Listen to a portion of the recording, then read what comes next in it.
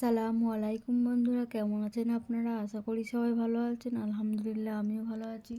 আবারও একটি নতুন ভিডিও নিয়ে আপনাদের সঙ্গে চলে এসেছি। মিজানুর রহমান আজহারী ওয়াজ। আপনারা যারা যারা মিজানুর রহমান আজহারী ওয়াজ শুনতে ভালোবাসেন তারা পুরো ভিডিওটা দেখে থাকবেন। আশা করি ভালো লাগবে। ভিডিওটি যদি ভালো লাগে একটি লাইক, কমেন্ট ও শেয়ার করবেন বন্ধুরা। চ্যানেলটি সাবস্ক্রাইব করে পাশে থাকবেন বন্ধুরা। ভালো থাকবেন। إن الحمد لله نحمده ونستعينه ونستغفره ونؤمن به ونتوكل عليه ونعوذ بالله من شرور أنفسنا ومن سيئات أعمالنا من يهده الله فلا مضل له ومن يضلل فلا هادي له أي فلن تجد له وليا مرشدا ونشهد أن لا إله إلا الله وحده لا شريك له هو الذي لا ضد له ولا ند له لا مثل له ولا مثيل له لا وزير له ولا كفيل له لا شبه له ولا شبيه له لا ولد له ولا والد له وهو الواحد الفرد الصمد لم يلد ولم يولد ولم يكن له كفوا أحد ونشهد أن سيدنا ونبينا وحبيبنا وبشيرنا ونذيرنا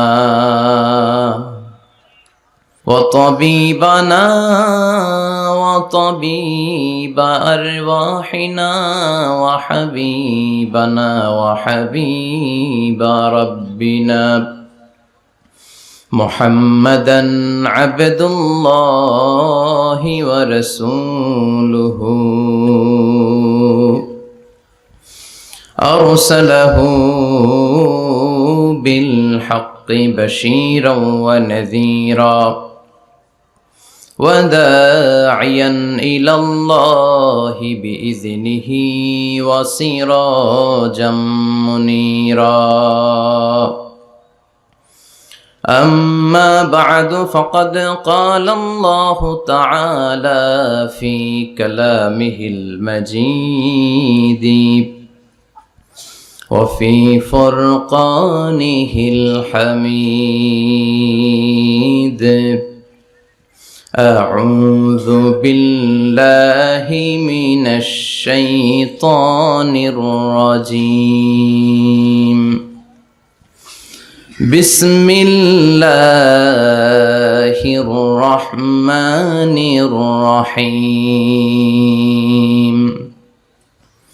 بل تؤثرون الحياة الدنيا والآخرة خير وأبقى إن الله وملائكته يصلون على النبي يا أيها الذين آمنوا صلوا عليه وسلموا تسليما اللهم صل على محمد وعلى آل محمد كما صليت على إبراهيم وعلى آل إبراهيم إنك حميد مجيد اللهم بارك على محمد وعلى آل محمد كما باركت على إبراهيم وعلى آل إبراهيم إنك حميد مجيد আপনারা সবাই কেমন আছেন? সবাই ভালো আছেন তো? আমাদেরকে ভালো রেখেছে কে? সব সময় আমাদেরকে ভালো রাখে কে? আবার মাঝে মাঝে খারাপ রেখে পরীক্ষা করে কে? এজন্য সব সময় আমাদেরকে প্রশংসা করতে হবে একটা সত্তার, তিনি কে? সব সময় আল্লাহর প্রশংসা করতে রাজি আছেন তো? সব সময় করবেন? আওয়াজ করে বলেন, সকালবেলা প্রশংসা করবেন কার? রাত্রিবেলা, খাওয়ার সময়, ঘুমানোর সময়, ঘুষ দেওয়ার সময়। ঘুষ দেয়া যাবে, কিন্তু কেউ দিলে নেওয়া যাবে? যাবে? আর রাশি ওয়াল মুরতাশি কিলাহুমা ফিন্নার। যে ঘুষ দেয়, যে ঘুষ নেয়, দুইজনই জাহান্নামে, ঠিক কিনা? বাংলাদেশে ঘুষ আছে না নাই? উখিয়াতে মনে হয় নাই, উখিয়াতেও আছে। এক নম্বর, এক নম্বর হদ্দে না, এক নম্বর হদ্দে। তো ঘুষ আছে বাংলাদেশে। আর রাশি ওয়াল মুরতাশি কিলাহুমা ফিন্নার, ভয়ঙ্কর স্টেটমেন্ট বিষ্ণুনবীর। ঘুষ যে দেয়, যে নেয়, দুইজনই জাহান্নামী। আল্লাহ তুমি হেফাজত করো। এই ঘুষ বন্ধের জন্য একটা কমিশন আছে না এদেশে? দুদক। দুর্নীতি বন্ধের জন্য এই কমিশনের আবির্ভাব। সর্ষে দিয়ে ভূত তাড়ায়, সর্ষের ভিতরে ঢুকছে ভূত, ঠিক কিনা? মানুষ পাগল হলে বাঁধে রশি দিয়ে, রশি পাগল হলে বাঁধবেন কি দিয়ে? ঠিক কিনা বলেন? আমাদের বাংলাদেশের সরকারি অফিসগুলোতে যারা অফিসার আছে, শুধু এরাই ঘুষ খায় না, অফিসের চেয়ারগুলাও খায়, টেবিলগুলাও খায়। আল্লাহ ঘুষ থেকে তুমি আমাদের বাঁচাও। এগুলো সামাজিক ব্যাধি। এই যে ঘুষ, দুর্নীতি আছে না নাই? আমরা দুর্নীতিতে চ্যাম্পিয়ন। কয়েকটা কারণে গোটা বিশ্বে মানুষ আমাদেরকে চিনে। এর মধ্যে একটা হচ্ছে দুর্নীতি, আরেকটা হচ্ছে অপরিচ্ছন্নতা। আমরা যেখানে সেখানে আবর্জনা ফেলি। দেশের বাইরে গেলে একটু পরিষ্কার চলি, দেশে আসলে যেই সেই। সিঙ্গাপুরে আপনি রাস্তায় থুতু ফেললে জরিমানা মাত্র $300। রাস্তায় যদি আপনি লিটারিং করেন, আপনি থ্রো করলেন কোনো জিনিস, চিপস খাওয়ার পরে চিপসের প্যাকেট ফেলে দিলেন, এটা পুলিশ দেখলে আপনারে $500 জরিমানা দিবে। একজনকে সুবহানাল্লাহ। তো এই জরিমানাগুলো আমাদের দেশে দরকার ছিল, ঠিক কিনা? সরকার চাইলে এগুলো পারে। এই যে দুর্নীতি, ঘুষ, তারপরে বেকারত্ব, এটা বড় অভিশাপ। যুবক ছেলেগুলোর ধ্বংস হয়ে যাওয়ার অনেকগুলো কারণের একটা কারণ হচ্ছে বেকারত্ব। রসুল বাত্তালে দুঃখানু শয়তান, অলস মস্তিষ্ক শয়তানের আড্ডা। কাজ নাই, কাম নাই। হিন্দি সিনেমা দেখে, আছে না নাই?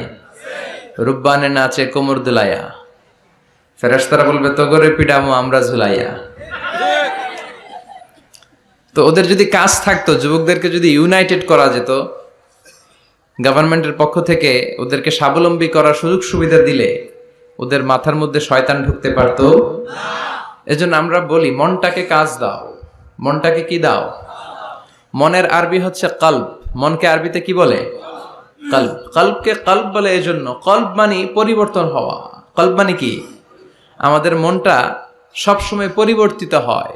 এখন আছে এখানে, চলে গেছে ইন্ডিয়া, চলে গেছে আমেরিকা, চলে গেছে। কাবার কথা মনে পড়ছে, সৌদি আরব চলে গেছে। ভিসা লাগছে? কথা কন। এই যে ভাবলেন আপনার হৃদয়টা এখান থেকে ওখানে ছোটাছুটি করলো, ভিসা লাগে? লাগে না। এটার ভিসাও লাগে না, পাসপোর্টও লাগে না। তো এই জন্য কলব, মন, এটা সবচেয়ে বেশি ছোটাছুটি করে, সবচেয়ে বেশি দৌড়াদৌড়ি করে। তো যুবকদের মনটাকে, এটা লাগামহীন হয়েছে, এটাকে ধরে রাখতে হবে কাজের মধ্য দিয়ে। মানুষের মনটাও ছোটাছুটি করে, কাজ না থাকলে এদিক যায় ওদিক যায়, ভালো খারাপ সব চিন্তা দুশ্চিন্তা মাথার মধ্যে জট পাকে, ঠিক কিনা? এই জন্য নিজেকে যদি কাজে ব্যস্ত রাখেন, এই পাগলামি মাথার মধ্যে ঢুকবে? কথা বলেন। এজন্য আমাদের স্লোগান হচ্ছে, মনটাকে কাজ দাও। কি দাও? সবসময় নিজেকে কাজে ব্যস্ত রাখতে হবে। এই বেকারত্ব চাইলেই সরকার দূর করতে পারে। এই লাস্ট বিসিএস যেটা গেল, এটা কততম বিসিএস?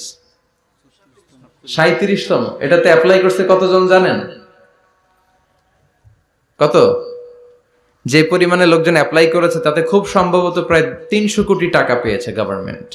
শুধু যে ব্যাংক ড্রাফট করে অ্যাপ্লাই করা লাগে, এই বাংলাদেশ ভারত পাকিস্তানে, পাকিস্তান বাদ দিলাম, ওটার কথা কইলেই রাজাকার, কথা কয় না। বাংলাদেশ ভারত এই দুটার কথাই বলি। এই দুই দেশে চাকরি সোনার হরিণ, ঠিক কিনা? কেরানির কিছু পদের জন্য হাজার হাজার ডক্টরেট ডিগ্রিধারীরা ইন্ডিয়াতে অ্যাপ্লাই করেছে। বাংলাদেশও এই করুণ দশা। তো এই যে বিসিএস পরীক্ষার্থীদের কাছ থেকে হাজার হাজার কোটি টাকা গভর্নমেন্ট নিয়ে নিল, এটা দিয়ে ওদের কর্মসংস্থানের দরকার আছে না নাই? এটা গভর্নমেন্টের দায়িত্ব, সরকারের দায়িত্ব। সরকার যদি এই কাজ করে, সরকার যদি ইনসাফপূর্ণ কাজ করে, তাহলে ইন দ্য ডে অফ জাজমেন্টে আল্লাহর আরশের নিচে সরকারের সদস্যদেরকে ছায়া দিবে কে? আর যদি উল্টাপাল্টা করে, মাইর আছে না নাই? নগদ মাইর, ঠিক কিনা? কবর থেকে শুরু, জাহান্নামের আখড়া বানিয়ে আল্লাহ রাখবে। চিৎকার করে বলেন ঠিক কিনা? এজন্য আমি সবসময় বলি, নেতা নির্বাচনের ক্ষেত্রে খুব চুজি হতে হবে আপনাদেরকে। সাবধান, সামনে নির্বাচন না, আমার ভাই তোমার ভাই, এগুলো নিষেধ, এগুলো বলা যাবে না। এই যে বলে দিছে উপস্থাপক, কোন আমার ভাই তোমার ভাই চলবে না, চলবে লিল্লাহি তাকবীর, আল্লাহু আকবার। তবে ভোটটা যেন ইসলামের পক্ষে যায়। কোন দলের পক্ষে কোনো মাহফিলে কথা বলা যাবে না, কারণ এটা সবার প্রোগ্রাম। এখানে মুসলিম আসবে, অমুসলিম ভাইরাও আমাদের তাফসীর শুনে না? অনেক অমুসলিম তার নাম পরিবর্তন করে, এফিডেভিট করে, শাহাদা বাক্য পড়ে মঞ্চে ঘোষণা দেয়, আমার নাম ছিল সুভাষ চন্দ্র দাস, আজকে থেকে আমি আব্দুল্লাহ। এই তাফসীর মাহফিলগুলো, এগুলো উইটনেস, আমাদের জন্য সাক্ষী। এজন্য এই প্রোগ্রাম সবার। ইসলাম হচ্ছে সবার, কোরআন হচ্ছে সবার। ইসলাম ধর্ম কি শুধু আমাদের? কথা বলেন। এটা সবার জন্য আল্লাহ পাঠিয়েছে। এটা হিন্দুদেরও ধর্ম, এটা খ্রিস্টানদেরও ধর্ম, এটা সবার ধর্ম। কিন্তু ওরা না মানলে আমরা কি করব? কথা বলেন। কোরআনটা কি শুধু আমাদের? এটা গোটা মানব মণ্ডলীর। বিশ্বনবী রহমত শুধু আমাদের? রাহমাতাল্লিল, I have sent you as a mercy and blessing for the entire world, for the entire universe. ও নবী, আমি আপনাকে গোটা বিশ্বের জন্য রহমত করে পাঠিয়েছি। শুধু বলেননি যে মুমিনদের জন্য রহমত করে আপনাকে পাঠিয়েছি, মুত্তাকিদের জন্য রহমত করে পাঠিয়েছি, এমনটি বলেছে? সবার জন্য। তাফসীর মাহফিল সবার, এখানে সবাই আসতে পারবে। আস্তিক, নাস্তিক, হিন্দু, বৌদ্ধ, খ্রিস্টান, মুসলমান সবাই আসতে পারবে। ওদেরকে আসার সুযোগ করে দিতে হবে, তাহলেই না ওরা ইসলামের সৌন্দর্য দেখে ইসলামের প্রতি আকৃষ্ট হবে। চিল্লায় বলেন ঠিক কিনা? বিশ্বনবী যুদ্ধ করে ইসলাম কায়েম করে নাই। অনেক কাফিরের আন্ডা বাচ্চা আছে, বিশ্বনবীর চেহারা দেখেই কালিমা পড়েছে, অন্য কিছু না।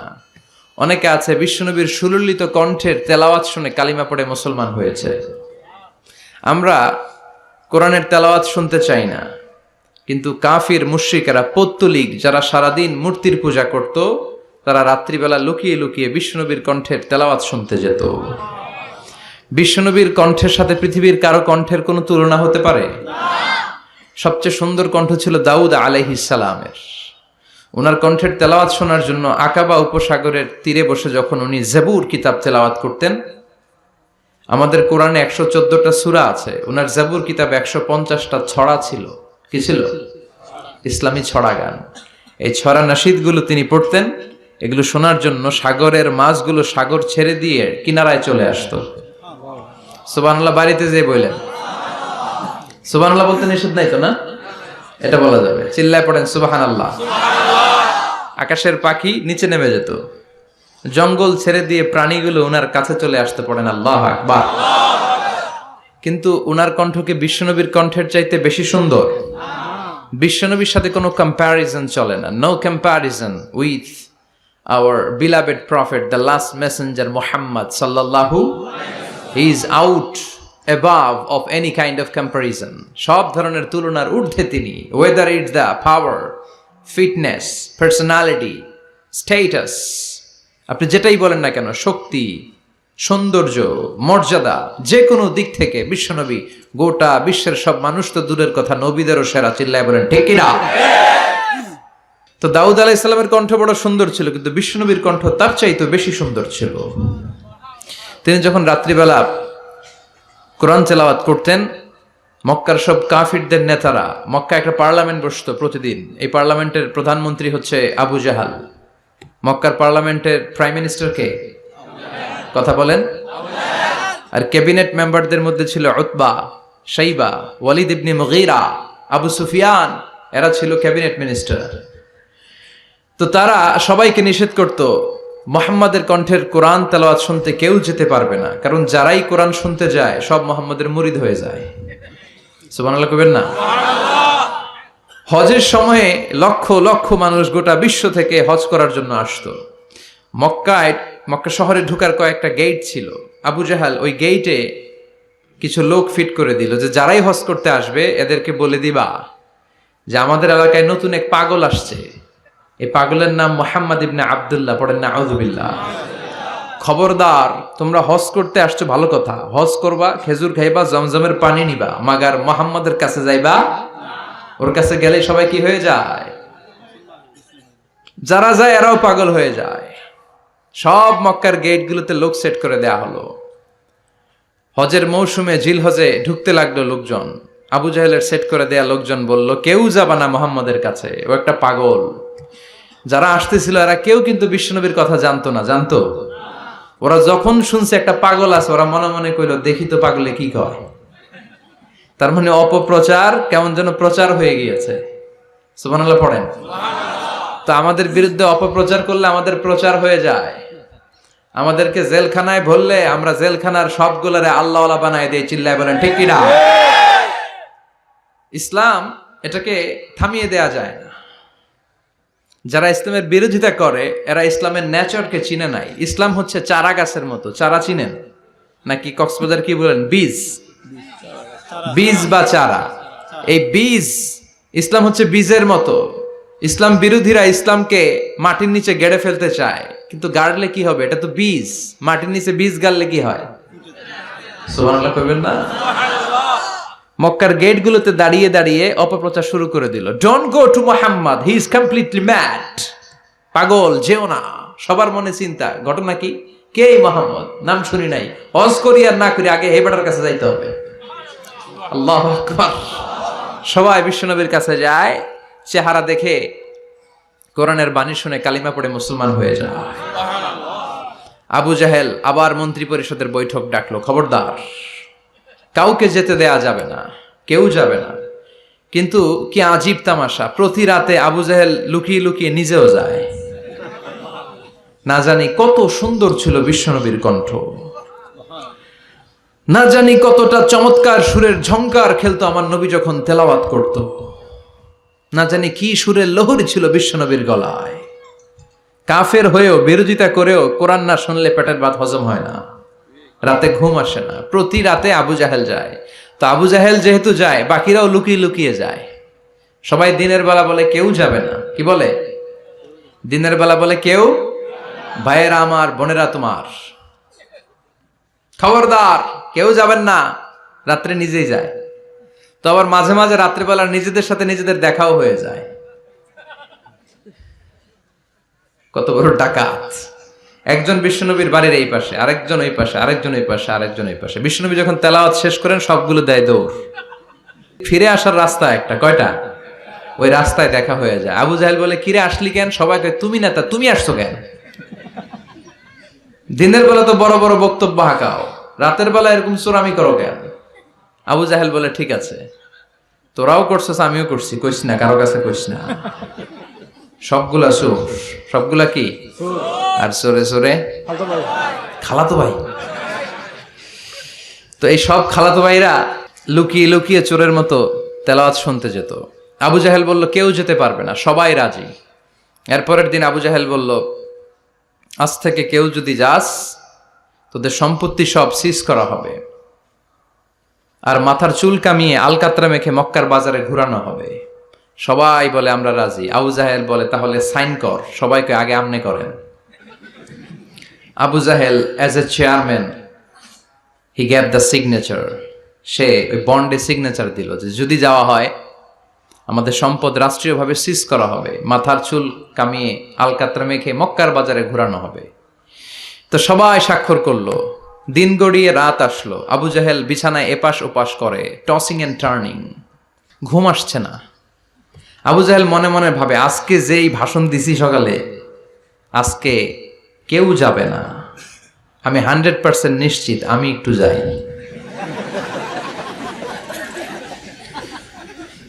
মজার ব্যাপার হলো উতবা, সাইবা, ওয়ালিদ ইবনে মুগীরা তারাও নিশ্চিত যে কেউ যাবে না। তারাও বাড়িতে বসে নিশ্চিত যে কেউ যাবে না, আমি একটু। আজকেও সব খালাতো ভাইয়েরা কেউ ডানে, কেউ বায়ে, কেউ সামনে পেছনে। বিশ্বনবীর বাড়িটা এখন যেখানে, এটা সৌদি গভর্নমেন্ট ওই জায়গায় লাইব্রেরি করে রেখেছে। লাইব্রেরি, জ্ঞানের আলো বিতরণ হচ্ছে, গেলেই ফ্রি বই। ফ্রান্সের মানুষ ফ্রেঞ্চ ভাষায় ট্রান্সলেট করা কোরআনের অনুবাদ, বাঙালি বাংলা ভাষায়, ইন্ডিয়ান হিন্দি ভাষায়, কেরালা ভাষায়, মান্ডারিন, ইংরেজিতে তো আছেই। বিশ্বনবীর ওখানে গেলেই বই। তার পাশে এই প্রাইম মিনিস্টারের বাড়ি, মানে আবু জাহেলের বাড়ি, ওইখানে গেলে ফ্রি দুর্গন্ধ পাওয়া যায়, ফ্রি, কোনো টাকা দেওয়া লাগবে না। আর বাংলাদেশের হাজিরা ওইখানে গেলে সবাই ওইটারে খোঁজে, বাংলাদেশিরাও খোঁজে, পাকিস্তানিরাও খোঁজে, চায়নার উইগুর প্রদেশের যারা, আমাদের সাথে অনেক কিছু মিল আছে, হানাফি স্কুল অফ থট তারা প্র্যাকটিস করে। সবাই জেদ্দাতে নেমেই আগে বলে আবু জাহিল্লার বাড়ি কই। সবাই বলে আপনি তো আসছেন উমরা করতে, আবু জাহিল্লার বাড়িতে কি করবেন? কই যাইয়া হাইগা ভরাই দিয়ে আসুন। প্রাইম মিনিস্টারের বাড়িতে যে গোটা বিশ্বের মানুষ পায়খানা করে দুর্গন্ধ করে দিয়ে আসে। এজন্য প্রাইম মিনিস্টারদেরকেও সাবধান হওয়ার দরকার আছে না নাই? চারদিকে সব খালাতো ভাইরা সেট আপ, প্রাণ ভরে আজকে শুনবো। প্রতিদিন দেখা হয়ে যায়, আজকে কারো সাথে দেখা হবে না। তো সবাই প্রাণ ভরে বিশ্বনবীর কণ্ঠের জাদুমাখা তেলাওয়াত শুনে, বিশ্বনবী কোরআন তেলাওয়াত যখন শেষ করলেন সবগুলা দিছে দৌড়। কিন্তু ফিরে যাওয়ার রাস্তা কয়টা? আজকেও দেখা। আজকে কেউ কাউরে কিছু বলে না, সবার মাথা নিচের দিকে। আবু জাহেলও নিচে তাকায় আছে লজ্জায়, উতবা, সাইবা, ওয়ালিদ ইবনে মুগীরা, পুরো দেশের মিনিস্ট্রি ক্যাবিনেট সবগুলা নিচের দিকে। ওদিকে মশার কামড় আছে না নাই? দীর্ঘক্ষণ নিচের দিকে তাকিয়ে থাকার পরে আবু জাহেল কয়, চল, যা হইছে হইছে, যা হইছে হইছে, কালকে থেকে আমরা সব চোরগুলা রাত্রে এক লগে ঘুমাবো, যাতে করে কাউকে ফাঁকি দিয়ে কেউ যেতে না পারে। এই গল্পটা শোনানোর উদ্দেশ্য হচ্ছে এটা, যে বিশ্বনবীর কণ্ঠটা যেন তেন কণ্ঠ ছিল না, অসাধারণ একটা কণ্ঠ ছিল, যে কারণে এই কোরআনের বিরোধিতা করেও তারা এই কণ্ঠের তেলাওয়াত শোনার জন্য পাগল হয়ে যেত। সুবহানাল্লাহ পড়বেন না? এজন্য যুবক ভাইয়েরা, তোমাদের সময়গুলোকে কাজে লাগাতে হবে। অলসতা যেন তোমাদেরকে শয়তান তোমাদের মাথায় আড্ডা না বসায়। এজন্য গভর্নমেন্টের দায়িত্ব হচ্ছে তাদের কর্মসংস্থানের ব্যবস্থা করা। সব কাজ আবার গভর্নমেন্টের উপর চাপালে চলবে না। আমাদের দেশে যে সিস্টেমটা, একটা বাজে সিস্টেম চালু হয়েছে, যারা ভোটে জিতে ক্ষমতায় আসে সব দায়িত্ব এদের, বিরোধী দলের কোনো দায়িত্ব নাই, তাই না? আবার ওই বিরোধী দল যদি ক্ষমতায় যায়, পুরো দেশের মা বাপেরা, অন্য দলের কোনো খাওয়া নাই, আছে খালি মায়ের। কথা কন? আবার নির্বাচনে হাইরে গেলে ওরা খায় মায়ের, আমরা খালি মারামারি দেখি রেসলিং টিভিতে, আচ্ছা না নাই? তো এটা ঠিক না। কেউ সরকার গঠন করলে তাদের উচিত বিরোধী দলের মধ্যে যারা ক্যাপাবল, লিডারশিপ কোয়ালিটি আছে, তাদেরকে নিয়েও কাজ করা। হ্যাঁ, লিডারশিপ আমাদের থাকবে, প্রধানমন্ত্রী আমরা গঠন করব, কিন্তু বিরোধী দলের যে এত বড় অক্সিলিয়ারি ফোর্স, এত বড় লক্ষ লক্ষ মানুষ জনসভায় তারা যুক্ত হয়, ওদের বিরুদ্ধে জেল জরিমানা দিয়ে আমার দেশের কি লাভ? কথা বলেন? দেশটা আমাদের সবার না? নাকি বিরোধী দলে গেলে আর দেশের জন্য মায়া নাই, সব দায়িত্ব সরকারের? আসেন এগুলো থেকে বেরিয়ে আসি। আসবেন? আপনাদের সিদ্ধান্তই পারে এই বাজে প্র্যাকটিস থেকে আমার দেশটারে হেফাজত করতে। সবাই রাজি আছেন তো? এজন্য গভর্নমেন্টের উচিত এই বেকারত্ব দূর করা। এলাকার যারা বিজনেস ম্যাগনেট আছে তাদের উচিত বেকারত্ব দূর করে দেয়া। বেকারত্ব দূর করে দেওয়ার মতো সওয়াবের কাজ পৃথিবীতে নাই। সুবহানাল্লাহ পড়েন। অনেকে মনে করে নামাজ পড়লেই সওয়াব, রোজা রাখলেই সওয়াব। না, আপনি যদি একজনের কর্মসংস্থানের ব্যবস্থা করে দেন, তার মাধ্যমে যদি ফ্যামিলিটা চলে, এর চেয়ে বড় সওয়াবের কাজ আর নাই। একজন অসুস্থ, রক্ত দরকার, গা থেকে রক্ত দিয়ে দিলেন, এর চেয়ে সওয়াবের কাজ আছে? এক জায়গায় গাছ লাগিয়ে দিলেন, রোহিঙ্গার ভাইয়েরা না খেয়ে মরে, টিউবওয়েল লাগিয়ে দিলেন, এর চেয়ে বড় ইবাদতের কাজ আর আছে? কথা বলেন। এজন্য ইসলামটাকে সামগ্রিক ভাবে বুঝতে হবে। আল্লাহ তুমি তৌফিক দাও। আরো জোরে পড়েন আমিন। উখিয়া উপজেলার অন্তর্গত রাজা পালং ইউনিয়নের আজকের এই প্রোগ্রাম 2 দিন ব্যাপী। সভাপতি আলহাজ মাওলানা A.K.M. আবুল হাসান আলী সাহেব, প্রিন্সিপাল রাজা পালং ফাজিল ডিগ্রি মাদ্রাসা। হুজুর আসছে? আপনি? মাশাআল্লাহ, হুজুর চলে আসছে। মাওলানা আব্দুর রহিম খতিব, তুরবিল কেন্দ্রীয় জামে মসজিদ। গতকাল কথা বলেছেন মাওলানা মোল্লা নাজিমউদ্দিন সাহেব। ছিলেন আপনারা? বৃষ্টি হয়েছে না? বৃষ্টি হয়েছিল? আসছিলেন? বৃষ্টি ও রহমত, ঠিক কিনা? বৃষ্টি পাঠায় কে? বৃষ্টির মালিক কে? বিশ্বনবী আকাশে মেঘ দেখলে বলতেন আল্লাহুম্মা সাইয়্যিবান নাফিআন, হে আল্লাহ তুমি ভালো বৃষ্টি দাও। কেননা এই বৃষ্টি দিয়েও আল্লাহ অনেক জাতিকে ধ্বংস করেছে। বৃষ্টি দিয়ে মানে অতি বৃষ্টি দিয়ে আল্লাহ বন্যা দিয়ে গোটা দুনিয়াটাকে ভাসিয়ে দিতে পারে কি পারে না? এজন্য মেঘ দেখলে এত আনন্দিত হয়েন না। বৃষ্টি দেখলে অনেকে গান বাজায়, আছে না নাই? এই বৃষ্টি ভেজা রাতে তুমি চলে যেও না, গান গায় না? না, আপনি আল্লাহর কাছে দোয়া করবেন আল্লাহুম্মা সাইয়্যিবান নাফিআন, আল্লাহ তুমি বরকতের বৃষ্টি দাও। আল্লাহুম্মা গাইসান মুগীসান মারিআন মুরিআন নাফিআন গায়রা দার। বিষ্ণুই পড়তেন আল্লাহ এই বৃষ্টিটা যেন উপকারী হয়, এই বৃষ্টি থেকে যেন ঘাস লতা পাতা কিছু পায়, এই বৃষ্টিটা যেন আমাদের জন্য বরকতময় হয়, যেন কল্যাণময় হয়, কোনো ক্ষতির কারণ যেন না হয়, তুমি কবুল করো। আবার বেশি বৃষ্টি হলে বিষ্ণুনবী দোয়া করতেন আল্লাহুম্মা হাওয়ালাইনা ওয়ালা আলাইনা, আল্লাহ আমাদের এলাকায় আর বৃষ্টি দিও না, আমাদের চারিপাশে দাও। এই দোয়াগুলো পড়ার দরকার আছে না নাই? আল্লাহ যা বৃষ্টি দিবে এটা যেন আমাদের কল্যাণ হয়, আমরা পড়ি আমিন। আজকে হচ্ছে দ্বিতীয় রজনী। আজকে আমরা ইনশাআল্লাহ কোরআন থেকে কথা শুনবো। মহিলাদের জন্য প্রজেক্টরের মাধ্যমে মাহফিল দেখার ব্যবস্থা আছে। যারাই এই প্রোগ্রামের সাথে সম্পৃক্ত আল্লাহ তাদের সবাইকে কবুল করুন। আসুন আমরা ফরমালি আল্লাহকে একটা থ্যাঙ্কস জানাই, ধন্যবাদ জানাই। আমরা হৃদয় নিংড়ানো মনের সবটুকুন ভালোবাসাকে উজাড় করে দিয়ে সিংহ শার্দুলের মতো গর্জন করে আকাশ বাতাস প্রকম্পিত করে মন প্রাণ বুক মুখ একসাথে করে দেহের সবটুকুন শক্তি গলার মাঝ বরাবর এনে চিৎকার করে পড়ি কালিমাতু শুকুর আলহামদুলিল্লাহ। সবাই পড়েন রব্বানা লাকাল হামদ হামদান কাসীরান তাইয়িবান মুবারাকান ফীহি ইয়া রাব্বি লাকাল হামদু কামা ইয়ানবাগি লিজালালি ওয়াজহিকা ওয়া আযীমি সুলতানিকা লাকাল হামদু বিল ঈমান লাকাল হামদু বিল ইসলাম লাকাল হামদু বিল কোরআন। আমরা প্রশংসা করলাম কার? আল্লাহ। সব জায়গায় প্রশংসা করব কার? আল্লাহ। তাহলে নেয়ামত দিয়ে আমাদেরকে সিক্ত করবে কে? আল্লাহ। আমাদের জীবনগুলোকে শান্তিময় আনন্দময় করবে কে? আল্লাহ। বেশি বেশি আমরা আল্লাহর প্রশংসা করব। রাজি আছেন তো? সবাই রাজি? আল্লাহ তুমি কবুল করো, আমিন। আজকে আমরা যে বইটা থেকে কথা শুনবো, বলেন তো বইটার নাম কি? আরো জোরে বলেন, কি নাম? আমি এই বইটার একটা ছোট্ট সূরা, সেখান থেকে 2টি আয়াত আমার খুতবায় তেলাওয়াত করেছি। সূরাটি হচ্ছে সূরাতুল আ'লা।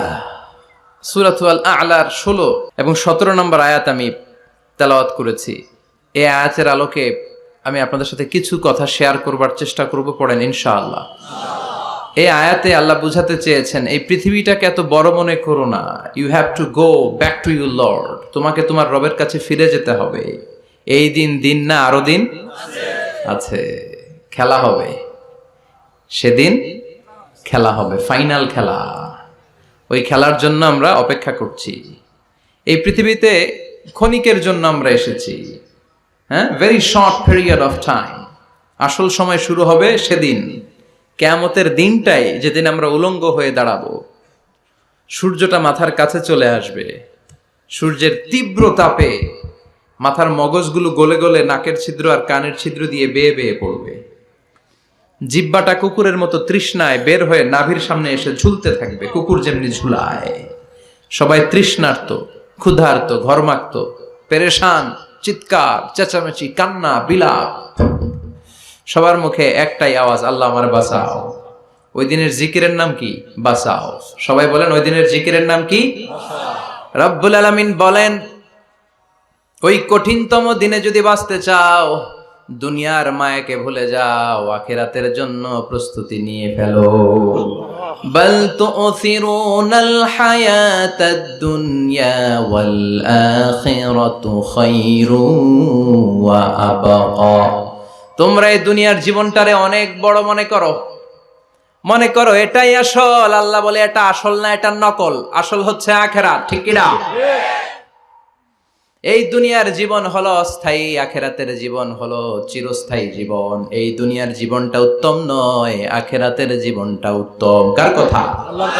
বল তুসিরুনাল হায়াতাদ দুনিয়া, তোমরা এই দুনিয়ার জীবনকে বড় মনে করো, দুনিয়া দুনিয়া করো। তোমরা আব্দুল্লাহ না হয়ে আব্দুদ দুনিয়া হয়েছো, আল্লাহর দাস হও নাই, দুনিয়ার দাস হয়েছো। তোমরা দুনিয়া দুনিয়া করো, দুনিয়াটা ক্ষণস্থায়ী, চিরস্থায়ী হচ্ছে আখেরাত। কার কথা? এজন্য আল্লাহ বললেন ওয়ালাল আখিরাতু খায়রুল লাকা মিনাল উলা। ও নবী, দুনিয়া নয়, আখেরাত আপনার জন্য উত্তম। সুবহানাল্লাহ। আখেরাত এটা সেরা, এটা স্থায়ী, এটা উত্তম, দুনিয়াটা নয়। You prioritize this life in this world, but the life after death much more better than this worldly life. এই দুনিয়াকে তুমি বড় মনে করো, দুনিয়াটাই সব মনে করো। দুনিয়াটাই সব নয়, আরো বড় জগৎ আছে না নাই? এই দুনিয়াটা আসলে একটা মোহ। এটা কি? একটা খেলার মধ্যে আমরা পড়ে আছি, মোহাচ্ছন্ন, লোভাতুর হয়ে আছি। চাকচিক্যময় দুনিয়া দেখে এর পরীক্ষার ভেতরে পড়ে আখেরাতকে আমরা ভুলিয়ে গিয়েছি। আর আল্লাহ বলেছেন দুনিয়া নয়, শ্রেষ্ঠ হলো আখেরাত। ওই আখেরাতের জন্য তোমরা সামান জোগাড় করো। চিল্লায় বলেন ঠিক কি না?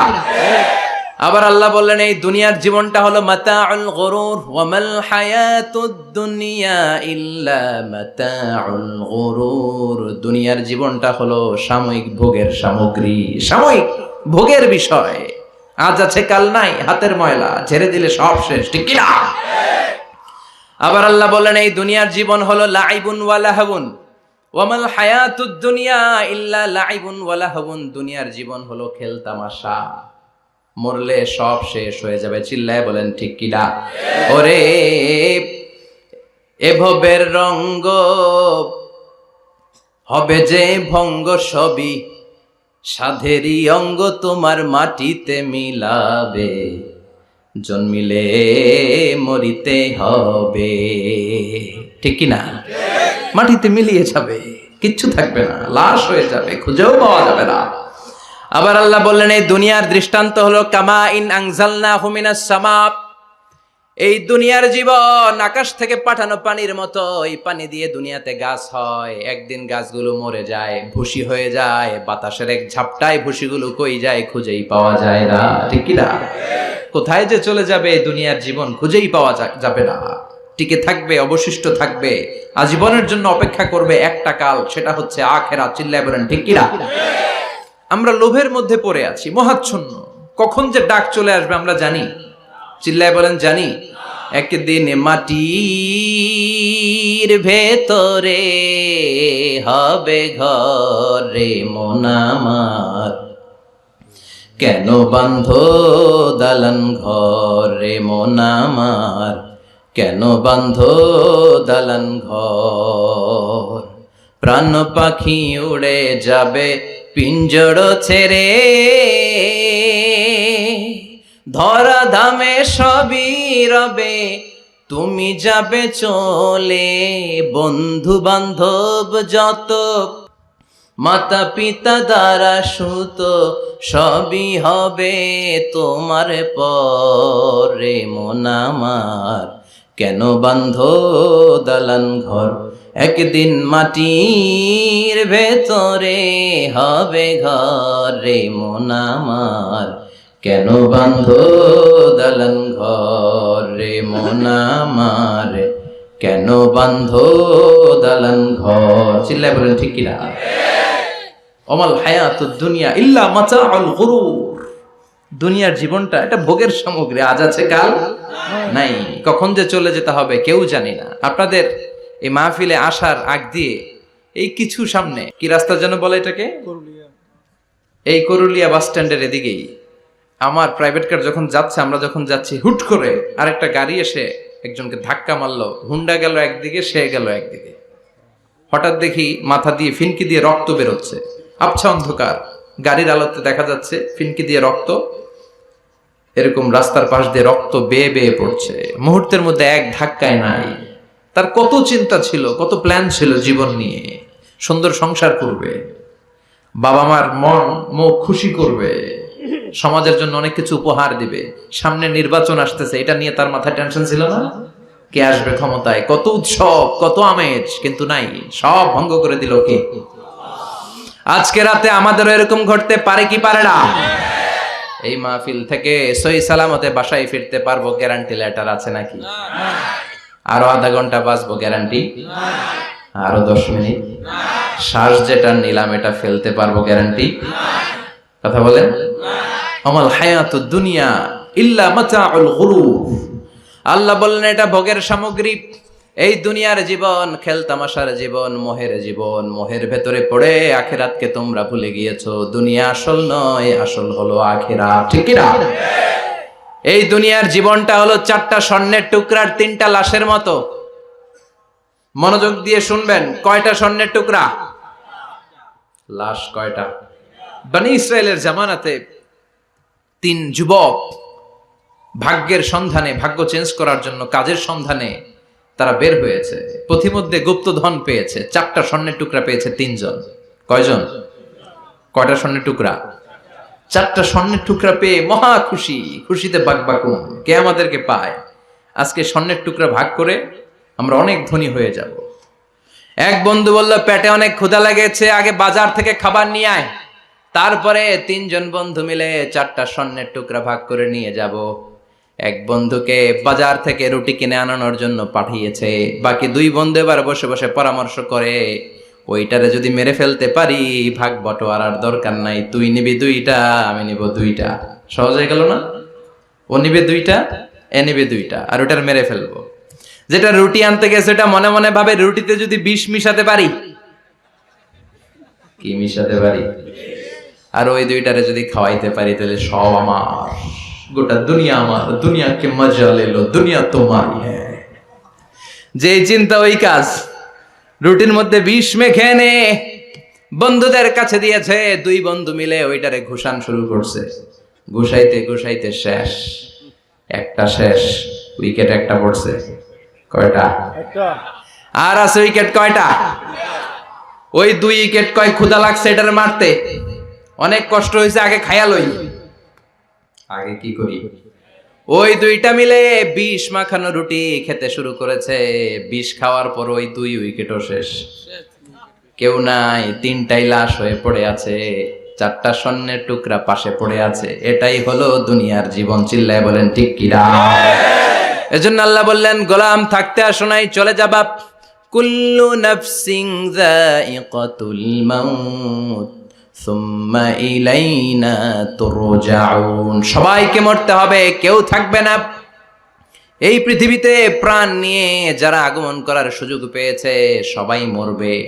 আজ হোক কাল, আগে হোক পরে, সবাইকে যেতে হবে। চিল্লায় বলেন ঠিক কি না? আবার আল্লাহ বললেন, আইনামা তাকুনু ইউদরিকুমুল মাউত। যেখানেই থাকো না কেন মৃত্যু তোমাদেরকে ছাড়বে না। মৃত্যু তোমাদেরকে সাক্ষাৎ করবে, মৃত্যু তোমাদেরকে খুঁজে বের করবে। যদিও সুদূর আকাশ পানে পালাও সেথায় লাগিয়ে সিঁড়ি। আকাশের উপরে যদি বিশাল সিঁড়ি লাগিয়ে 4র্থ আকাশে চলে যান, চাঁদের মধ্যে বাড়ি করেন, মঙ্গল গ্রহে বাড়ি করেন, ওই জায়গায় মালাকুল মাউত আপনারে খুঁজে পাবে না। চাঁদেও খুঁজে পাবে। মঙ্গল গ্রহে যদি যান, স্যাটেলাইট, আমাদের একটা বঙ্গবন্ধু স্যাটেলাইট চ্যানেল লঞ্চ করা হয়েছে না, ওইখানে গেলে তো আর নাই মালাকুল মাউত। কথা বলেন। আল্লাহ বললেন, ওয়াজাআত সাকরাতুল মাউত বিল হক। মৃত্যুর কষ্ট তোমাদের ছাড়বে না, যেখানেই তোমরা থাকো না কেন মৃত্যু ঠিকই তোমাদের পাকড়াও করবে। চিল্লায় বলেন ঠিক কি না? আবার মৃত্যুর একটা নির্ধারিত সময় আছে, ওই সময় যখন আসে 1 সেকেন্ড আগেও আসে না, পরেও আসে না। কার কথা? লিকুল্লি উম্মাতিন আজালুন ফাইযা জাআ আজালুহা লা ইস্তাখিরুনা সাআতাও ওয়ালা ইস্তাকদিমুন।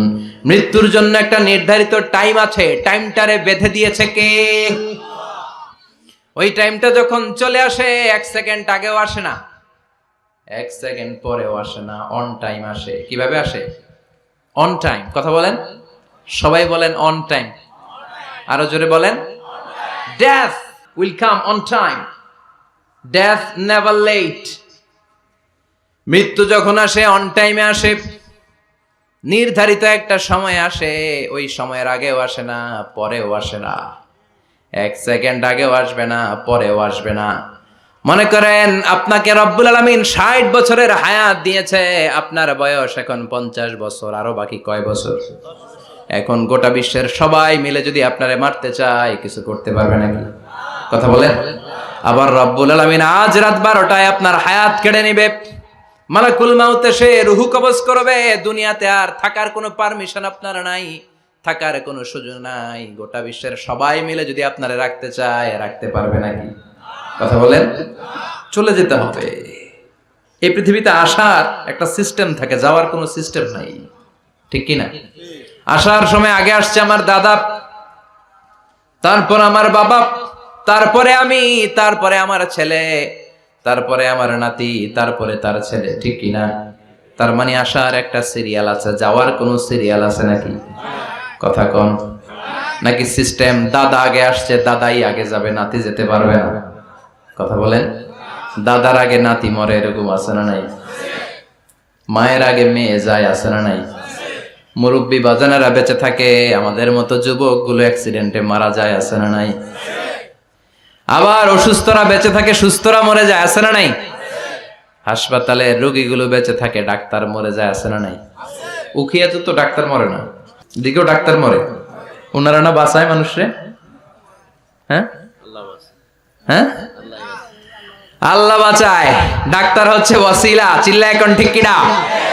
তার মানে এই মরণের একটা সিরিয়াল, দুনিয়ার থেকে চলে যাওয়ার কোনো সিরিয়াল থাকে না, মরে যাওয়ার সিরিয়াল থাকে না, আসার একটা সিরিয়াল থাকে, যাওয়ার কোনো সিরিয়াল থাকে না। কি বলেন? জোরে বলেন। আবার চলে যাওয়ার কোনো ভরসা নাই, 1 সেকেন্ডের মধ্যে সব হয়ে যায়। একটা সঙ্গীত আছে না, 1 সেকেন্ডের নাই ভরসা, ভঙ্গ হবে রং তামাশা, চক্ষু বুঝিলে হায় রে দম ফুরাইলে। চিল্লায় বলেন ঠিক কিনা? হায় রে মানুষ রঙিন ফানুষ, দম ফুরাইলে তবু তো ভাই কারোরই নাই একটুখানি, কথা কয় না?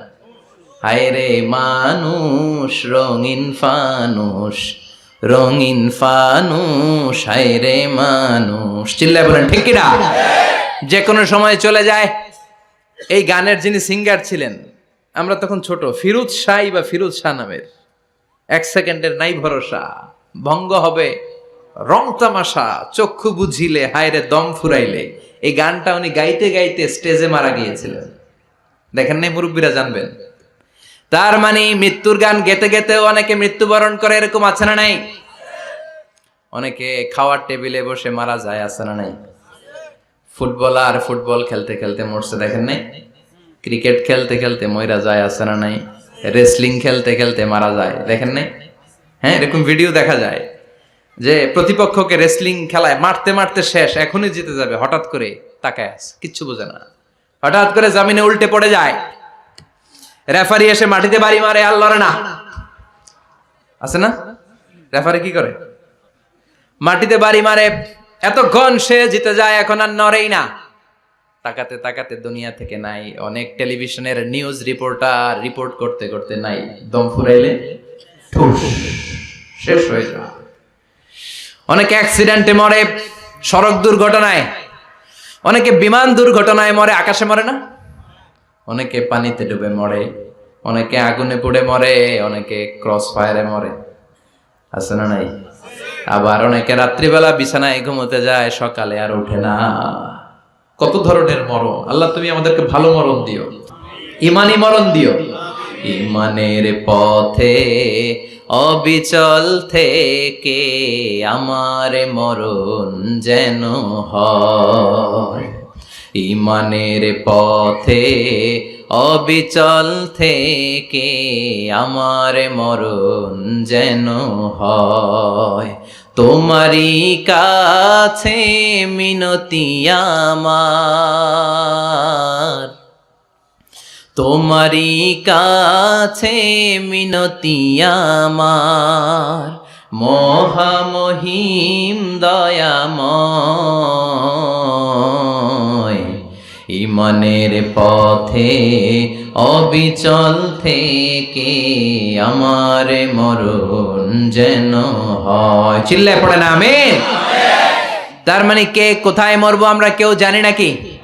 ওমা তাদরি নাফসুম বিআইয়ি আরদিন তামুত, কোন জায়গায় মরবা কখন মরবা কেউ আমরা জানি না, কিন্তু মরবো সবাই জানি, ঠিক কি না? কুল্লু নাফসিন যায়িকাতুল মাউত, প্রত্যেকটি আত্মার মৃত্যুবরণ করতে হবে, এটা আমরা সবাই জানি। The most certain thing in life is death, but the most uncertain thing in our life is the time of death. এ জীবনের সবচেয়ে সুনিশ্চিত বিষয় হলো মরণ, সবচেয়ে অনিশ্চিত বিষয় হলো মরণের সময়। চিল্লা এখন ঠিক কিনা? মরবো যে আমরা সবাই জানি, কিন্তু কোথায় মরবো আমরা কেউ জানি? জানি আমরা? সবাইকেই মরতে হয়, জন্মালেই মরতে হবে, চলে যেতে হবে, থাকা যাবে না। এটাই হলো পৃথিবীর পদ্ধতি। জীবনের সবচাইতে নির্মম ঘটনা হচ্ছে মরণ, সবচাইতে ভয়ঙ্কর অভিজ্ঞতা। কোন প্রাণীর জন্য সর্বোচ্চ এবং সবচাইতে ভয়ঙ্কর অভিজ্ঞতা হচ্ছে মৃত্যু। এবং এত ভয়ঙ্কর অভিজ্ঞতা, এই অভিজ্ঞতাটা কারো কাছে শেয়ার করে যাওয়া যায় না। মরার সময় কেউ বলে যেতে পারছিল আমার মরতে এমন লাগছে, কইতে পারছে? কেমন লাগছে বলতে পারে?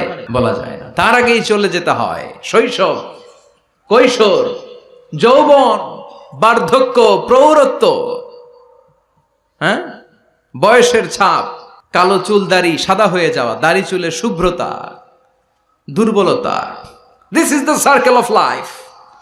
ছোট্ট ছিলাম, বড় হলাম, সিঙ্গেল ছিলাম, ডাবল হলাম, তারপরে বাবা হলাম, তারপরে শ্বশুর হলাম, তারপরে নানা হলাম, তারপরে চলে যেতে হবে। This is the circle of life. চিল্লায় বলেন ঠিক কিনা? এই যে মুরব্বীরা, দাড়ি পাকা মুরব্বী যারা আছে, আপনারা কি মনে করছেন মায়ের পেট থেকে এরকম মুরব্বী হয়ে বেরিয়েছিল? কিরকম বের হয়েছিল? তারাও ওয়া ওয়া করেছে, এরাও ফিডার খাইতো। এই চাচারা খায় নাই? এরাও ফিডার খেত, এরাও মায়ের বুকের দুধ খেত, এরাও ছোট্ট বাচ্চাদের মতো গরমকালে পানির মধ্যে ডুবাইতো। স্কুল ফাঁকি দিয়ে বাচ্চারা ডুবায়, আছে না নাই? উখিয়াতে এরকম নাই? ছোট্ট বাচ্চা ছিল, বড় হলো, বার্ধক্যে উপনীত হলো। This is the circle of life. চলে যেতে হবে। বিশ্বনবী বললেন আমার উম্মতি মা বাইনা সিত্তিনা ইলা সাবঈন, আমার উম্মতের গড় বয়স হলো 60 থেকে 70। এই উম্মতের গড় বয়স কত? 60 থেকে 70। ওয়া আকাল্লুহুম মাইয়াজুজু জালিক, অল্প কিছু মানুষ আছে যারা 70-এর বেশি হায়াত পায়। এখানে 70-এর বেশি আছেন কারা? হাত তোলেন দেখি তো। কয়জন? একজন, দুইজন, তিনজন। মাশাআল্লাহ, আল্লাহ আরো হায়াত দেখ, আল্লাহ এদেরকে আরো হায়াত দারাজ করুক। চিল্লায় বলেন আমিন। তার মানে আমার উম্মতি মা বাইনা সিত্তিন ইলা সাবঈন, বিশ্বনবী বললেন এই উম্মতের গড় বয়স 60 থেকে 70, আর 70-এর বেশি হায়াত পাবে। ওয়া আকাল্লুহুম মাইয়াজুজু যালিক, 70-এর বেশি পাবে হাতে গোনা, গুনে বের করে ফেলা যায়, একজন, দুইজন, তিনজন, বাকি সব 60-এর আগে নাই। ঠুস। চিল্লা এখন ঠিক কিনা? বাংলাদেশের গড় হায়াত কত মানুষের? 60। বিশ্বনবীর কথার সাথে মিলে গেছে। চিল্লায় পড়েন সুবহানাল্লাহ। এই জন্য বিশ্বনবী বলেন এই যে মুরব্বীদের দাড়ি পাকে, এই যে রাস্তায় অ্যাক্সিডেন্ট হয়, এই যে ক্যান্সারে আক্রান্ত হয়ে লোকজন মারা যায়, তার উপরেও কি টনক নড়ে না? এরপরেও কি বিবেকে ধরে না যে তোমাকে চলে যেতে হবে? আকসিরু যিকরা হাযিমিল লাযযাত, জীবনের সব স্বাদকে পানসা করে দেয় ওই মরণকে স্মরণ করো। মরণকে স্মরণ করলে জাহান্নাম বরণ করা লাগে না। চিল্লায় বলেন ঠিক কিনা? আবার আল্লাহ বললেন গোলাম, স্পেশাল একজন ফেরেশতা আমি মরণের জন্য সিলেক্ট করলাম, নাম মালাকুল মাউত। তাকে আমরা আজরাইল বলে চিনি। এই মালাকুল মাউত তার বাহিনী নিয়ে নির্ধারিত টাইমে গোটা বিশ্বের সব মানুষের রূহ কবজ করে। অন টাইম নাকি দেরি করে? মালাকুল মাউত আগেও আসে না, পরেও আসে না। সুবহানাল্লাহ পড়েন। সাইয়েদনা সুলাইমান আলাইহিস সালামের জামানাতে ওনার এক ওয়াজির ছিল, মন্ত্রী। ওই মন্ত্রীকে নিয়ে উনি বৈঠক করতেন। ওনার সময় উনি মালাকুল মাউতের সাথে বৈঠক করতেন। শুনতেছেন? আপনাদের মনোযোগ আছে তো? উনি বৈঠকে বসেছেন, মালাকুল মাউতও বসা, ওয়াজিরও বসা। হঠাৎ মালাকুল মাউত ওয়াজিরের দিকে বড় বড় চোখ করে তাকাচ্ছেন। বড় বড় চোখ করে তাকানোতে ওয়াজির ভয় পেয়েছে। হঠাৎ মালাকুল মাউত চলে গেল। ওয়াজির বলে, ও সুলাইমান আলাইহিস সালাম, এই যে লোকটা বড় বড় চোখ করে আমার দিকে তাকালো, এটা কে? সাইয়েদনা সুলাইমান বলে হাদা মালাকুল মাউত। যে বর্ণনাটা বলছি এটা হাদিস না, এটা হচ্ছে ইসরাইলিয়া, জিউস ট্র্যাডিশন। কোরআন হাদিসের সাথে কোনো দ্বন্দ্ব নাই, তাই বর্ণনা করা যাবে। বিষ্ণু বলেছেন বাল্লিগু আন্নি ওয়ালাউ আয়া, আবার বলেছেন ওয়া হাদ্দিসু আন বনি ইসরাইলা ওয়ালা হারাজ। বনি ইসরাইলের ট্র্যাডিশন বর্ণনা করো, জিউস ট্র্যাডিশন বর্ণনা করো, এতে কোনো সমস্যা নাই। ওয়াজির বলে ও সাইয়েদনা সুলাইমান, বড় বড় চোখ করে যে তাকালো লোকটাকে। সাইয়েদনা সুলাইমান বলে হাদা মালাকুল মাউত, এটা মৃত্যুর ফেরেশতা। ওয়াজিরের কলিজায় পানি নাই, এটা কি ফেরেশতা? শুনে তো পিলে চমকে গিয়েছে, কয় কি মালাকুল মাউত তো আমার চিনে ফেলাইছে, বাড়ি চিনে ফেলছে, আমার খবর আছে। সাইয়েদনা সুলাইমান আলাইহিস সালাম জিনদেরকে দিয়ে কাজ করাতেন, মেঘমালাকে দিয়ে কাজ করাতেন, বিশাল সিংহাসন নিয়ে পৃথিবীর প্রাচ্য থেকে পাশ্চাত্যে ঘুরে বেড়াতেন। সাইয়েদনা সুলাইমানকে ওয়াজির বলে ও সুলাইমান, মেঘমালাকে আদেশ করে দেন, আমি আর এই ফিলিস্তিনের ভূখণ্ডে থাকতে চাই না। আকাশের মেঘমালার উপরে আমারে বসিয়ে দেন, আর বলে দেন আমারে নিয়ে যেন আকাশের মেঘমালা হিন্দুস্তানের ওই দূর পর্বতে রেখে আসে। আকসা আল হিন্দ, হিন্দের সবচেয়ে দূরবর্তী জায়গায় যেন আমারে রেখে আসে। সাইয়েদনা সুলাইমান বললেন আকাশের মেঘ যাও, আমার ওয়াজিরকে নিয়ে হিন্দুস্তানের একটা উপদ্বীপে রেখে আসো। রেখে আসা হলো। কিছুক্ষণ পর মালাকুল মাউত সাইয়েদনা সুলাইমানের কাছে হাজির। সাইয়েদনা সুলাইমান বললেন ও মালাকুল মাউত, কই ছিলা? কই একটু আগে হিন্দুস্তান থেকে আপনার ওয়াজিরের রূহ কবজ করে আসছি। সুবহানাল্লাহ পড়েন। এটা আবার কেমন কথা, তুমি ওইখানে গেলা কেন? কয় রব্বুল আলামিন কিছুক্ষণ আগে আমার কাছে পায়গাম পাঠিয়েছে, যাও সাইয়েদনা সুলাইমানের ওয়াজিরের রূহটা কবজ করো। কবজ করার জায়গা হলো হিন্দুস্তানের উপদ্বীপ। কোন জায়গায়? মালাকুল মাউত এসে দেখে সুলাইমান নবীর সাথে মিটিং করে। ওয়াজির কার সাথে মিটিং করে? সুলাইমান নবীর সাথে। কিন্তু ফরমানে লেখা রূহ কবজ করতে হবে কোথায়? হিন্দুস্তানে। সুবহানাল্লাহ কইবেন না? এজন্য বড় বড় চোখ করে আমি তাকিয়েছি, আর মনে মনে ভাবলাম টাইম তো নাই, কারণ মৃত্যু তো অন টাইমে হতে হয়, এখনই ওর রূহ কবজ করতে হবে। কেমন করে ওইখানে যাবে আমি জানি না, আমি আগে চলে যাই। মালাকুল মাউত চলে গেল, যে দেখে ওই জায়গায় ওয়াজিরও হাজির। সাথে সাথে রূহ কবজ করে আল্লাহর কাছে চলে গিয়েছে। পড়েন সুবহানাল্লাহ।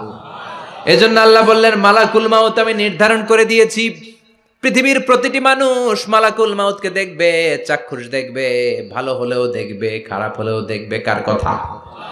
ভালো মানুষ যদি হয়, আল্লাহওয়ালা যদি হয়, ইসলাম প্রিয় যদি হয়, ডানপন্থী যদি হয়, মৃত্যুর সময় মালাকুল মাউত আলা সূরাতি শাবিন আলা আহসানি সূরা, একজন যুবকের আকৃতিতে চমৎকার ধবধবে সাদা একটা জুব্বা পরে, জান্নাত থেকে জান্নাতি কাফন নিয়ে, হানুত মিন হানুতিল জান্নাহ, জান্নাতের সুগন্ধি নিয়ে মুমূর্ষু রোগীর মাথার সামনে এসে বসে যায়, আর দেহটার ইঙ্গিত করে বলে ইয়া আইয়াতুহান নাফসুত তাইয়্যিবা, ও পবিত্র আত্মা। আরেক বর্ণনায় এসেছে ইয়া আইয়াতুহান নাফসুল মুতমাইন্নাহ, ও প্রশান্ত আত্মা, উখরুজি ইলা মাগফিরাতিম মিনাল্লাহ, আল্লাহর ক্ষমার দিকে বের হয়ে আসো। উখরুজি ইলা মাগফিরাতিম মিনাল্লাহি ওয়া রিদওয়ান, আল্লাহর ক্ষমার সন্তুষ্টির দিকে রূহটা বের হয়ে আসো। স্মুথলি বলার সাথে সাথে মুমিনের দেহ থেকে রূহটা বের হয়ে আজরাইলের হাতে চলে যায়। স্মুথলি বলার সাথে সাথে স্বাচ্ছন্দ্যে আনন্দে মুমিনের দেহ থেকে রূহটা সা করে বের হয়ে মালাকুল মাউতের হাতে এসে পড়ে। পড়েন সুবহানাল্লাহ। আল্লাহ এমন মৃত্যু তুমি আমাদের নসিবে রেখে দিও, চিৎকার করে পড়েন আমিন। আর যারা ইসলাম মানে নাই, আর যারা কোরআন মানে নাই, আর যারা দিন কায়েমের আন্দোলন করে নাই, দিনকে ভালোবাসে নাই, বাম আর রামপন্থী ছিল, নাস্তিক ছিল, ইসলাম বিরোধী ছিল, তাদের কাছেও মালাকুল মাউত আসে কি আসে না? চিল্লায় বলেন আসে কি আসে না? তাদের কাছেও আসে, কিন্তু আলা সূরাতি আকবাহি রাজুল, একজনের চেহারা যত ভয়ঙ্কর হতে পারে, যত নিকৃষ্ট হতে পারে, এরকম ভয়ঙ্করতম নিকৃষ্ট দুর্গন্ধওয়ালা একটা চেহারা নিয়ে আসে। রিজলাহু ফিল আরদ, পা থাকে জমিনে, রাসুহু ফিস সামা, হাদিসের বর্ণনা, পা দুইটা জমিনে, মাথা আকাশে। এসে ধমক দিয়ে জালিমের মাথার সামনে এসে বলে ইয়া আইয়াতুহান নাফসুল খাবিসা, হে পাপাত্তা, হে অপবিত্র আত্মা, উখরুজি ইলা সাখাতিল্লাহি ওয়া গাদাবিহি, আল্লাহর রাগের দিকে, আল্লাহর অসন্তুষ্টির দিকে বের হয়ে আয়। মালাকুল মাউতের এই অর্ডার পাওয়ার সাথে সাথে রুহুটা কিন্তু বের হয় না। মুমিনের রুহুকে ডাক দিলে যেমনি স্মুথলি বেরোয়, কাফিরের রুহু এভাবে বেরোয় নাকি? কথা বলেন। রুহুটা ডানে যায়, ফাতাতাফাররাক, একবার রুহুটা ডানে যায়, আবার রুহুটা বায়ে যায়, আবার সামনে যায়, পায়ে যায়, হাতের মধ্যে ঢুকে ডানে বায়ে যায়। মালাকুল মাউত আবার ধমক দিয়ে বলে, ইয়া আইয়াতুহান নাফসুল খাবিসা, পাপাত্তা বের হয়ে আয়। রুহুটা আবার ডানে যায়, বায়ে যায়, সামনে যায়, পেছনে যায়। এবার ঘপাস করে মালাকুল মাউত রুহুকে ধরে টান মারে। সারা দেহটা থেকে প্রাণ রস সিক্ত করতে করতে দেহ থেকে রুহুটাকে টেনে হিচড়ে বের করে আনে। আর মুমূর্ষ রোগীটা চিৎকার মারতে থাকে, পড়েন না আউযুবিল্লাহ। একটা জীবন্ত ছাগলের চামড়াগুলো জবাই না দিয়ে কেউ যদি টেনে টেনে বের করে, ছাগল জবাই হয় নাই কিন্তু চামড়া এক পাশ থেকে টেনে টেনে টেনে হিচড়ে আপনি গা থেকে বের করলে যত কষ্ট হয়, এর চেয়েও বেশি কষ্ট দিয়ে মালাকুল মাউত বামপন্থী আর কাফেরদের রুহুটা দেহ থেকে বের করে আনে। পড়েন না আউযুবিল্লাহ। আমাদের রুহুটা যেন আল্লাহ, মুমিনদের রুহু আপনি যেভাবে কবজ করান ওইভাবে যেন আমাদের রুহুটা বের হয়ে আসে। আরো জোরে পড়েন আমিন। এজন্য আল্লাহ বললেন, বাল তুসিরুনাল হায়াতাদ দুনিয়া ওয়াল আখিরাতু খায়রুন ওয়া আবকা। পাগলের মতো মোহাচ্ছন্ন হয়ে এই দুনিয়াটার পেছনে ছুটে বেড়াও। এই দুনিয়া আসল নয়, আখিরাত হলো আসল। চিল্লায় বলেন ঠিক কিনা? অস্থির, আমরা ব্যস্ত দুনিয়ার লোভে আর মোহে পড়ে আমাদেরকে যে মরতে হবে, চলে যে যেতে হবে, এটা ভাবার সময় আমাদের নাই। চিল্লাই কোন ঠিক কিনা? এজন্য বলা হয় মুতু ক্বাবলান তামুতু, মরার আগে একবার মরো। হাসিবু ক্বাবলান তুহাসাবু আলাইক, তোমার হিসাব কিয়ামতের দিন করার আগে তুমি তোমার হিসাব করো। জীবনে কি কি পাপ করেছি আমি জানি, আমার চেয়ে ভালো কেউ জানে না। চিল্লায় বলেন ঠিক কিনা? কি কি অন্যায় করেছি আমার হৃদয়ের মধ্যে কথাগুলো আছে না নাই? পৃথিবীর কেউ না জানলেও আমি জানি কি জানি না? পৃথিবী না জানুক আমি তো জানি, আমি কি পাপ করেছি হায়। পৃথিবী না জানুক আমি তো জানি, আমি কি পাপ করেছি হায়। আমার পাপের করলে বিচার, বাঁচার উপায় নাই আমার। দয়াময় প্রভু মাফ করো আমায়, মাফ করো আমায়। পড়েন আমিন। আরো জোরে আমিন। এজন্য হাসিবু ক্বাবলা আন তুহাসাবু আলাইক, তোমার হিসাব বসার আগে নিজে হিসাব করো কি কি করলা। আসল মরণের দিন শটান হয়ে তো শুয়ে পড়ো ভাই, মরার আগে আরেকবার মরো। মরার আগে আরেকবার কি করবেন? কথা বলেন।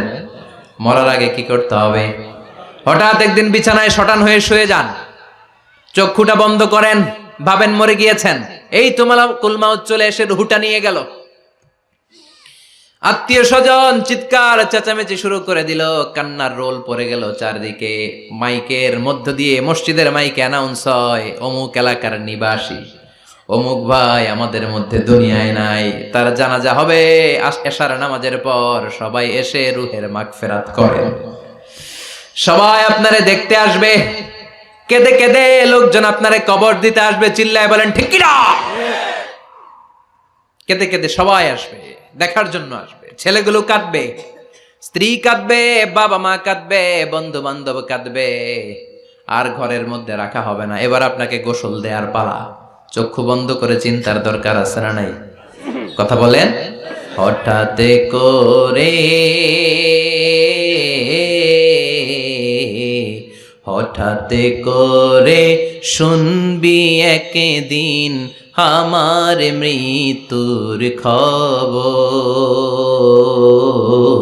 কেঁদে কেঁদে আসবে সবাই দিতে আমায় কবর, দিতে আমায় কবর। ঠিক কিনা? একটু চোখটা বন্ধ করে ভাবেন, আপনাকে গোসল দেয়া হবে, জামাগুলো খোলা হবে, এত টাকা দিয়ে যে দামি গোসলখানা টাইলস লাগিয়ে ঘরে বানালেন, আপনার শেষ গোসলটা কি ওই দামি গোসলখানায় হবে? লাশ যেখানে ধোয়া হয় ওই জায়গায় ধোয়া হবে, আপনাকে কাফন পরানো হবে। আপনার কলিজার টুকরা ছোট বাচ্চাটারে বলা হবে, আব্বু দেখে যাও তোমার বাবারে শেষবারের মতো দেখো। আপনার বাবা মা শেষবারের মতো একটা নজর দিয়ে আপনার চেহারাটা দেখে নিবে। বন্ধু বান্ধবরা শেষবারের মতো একবার আপনারে দেখে নিবে, জানাজার জায়গায় নেওয়া হবে। হবে না এই ঘটনাটা আমাদের? হ্যাঁ, হবে কি না? হাজার হাজার মানুষ শেষ বিদায় দেওয়ার জন্য আসবে। 4টা তাকবীর দিয়ে ইমাম নামাজ শুরু করবে, আল্লাহু আকবার, আল্লাহু আকবার, আল্লাহু আকবার, আল্লাহু আকবার বলে নামাজ শুরু করবে। নামাজ শেষ, এবার পালকিতে করে কবরে যাওয়ার পালা। যেতেই হবে, যেতেই হবে। পালকিতে করে লোকজন নিতে শুরু করবে। কবরস্থানের ওই জায়গায় যেখানে মানুষ বছরে মানুষ না মরলে যায় না, ওই গহীন নিঝুম কবরস্থানে ঢুকানো হবে। পালঙ্ক থেকে নামিয়ে আপনার জন্য করে রাখা আগ থেকে কবরটার মধ্যে শুইয়ে দেয়া হবে।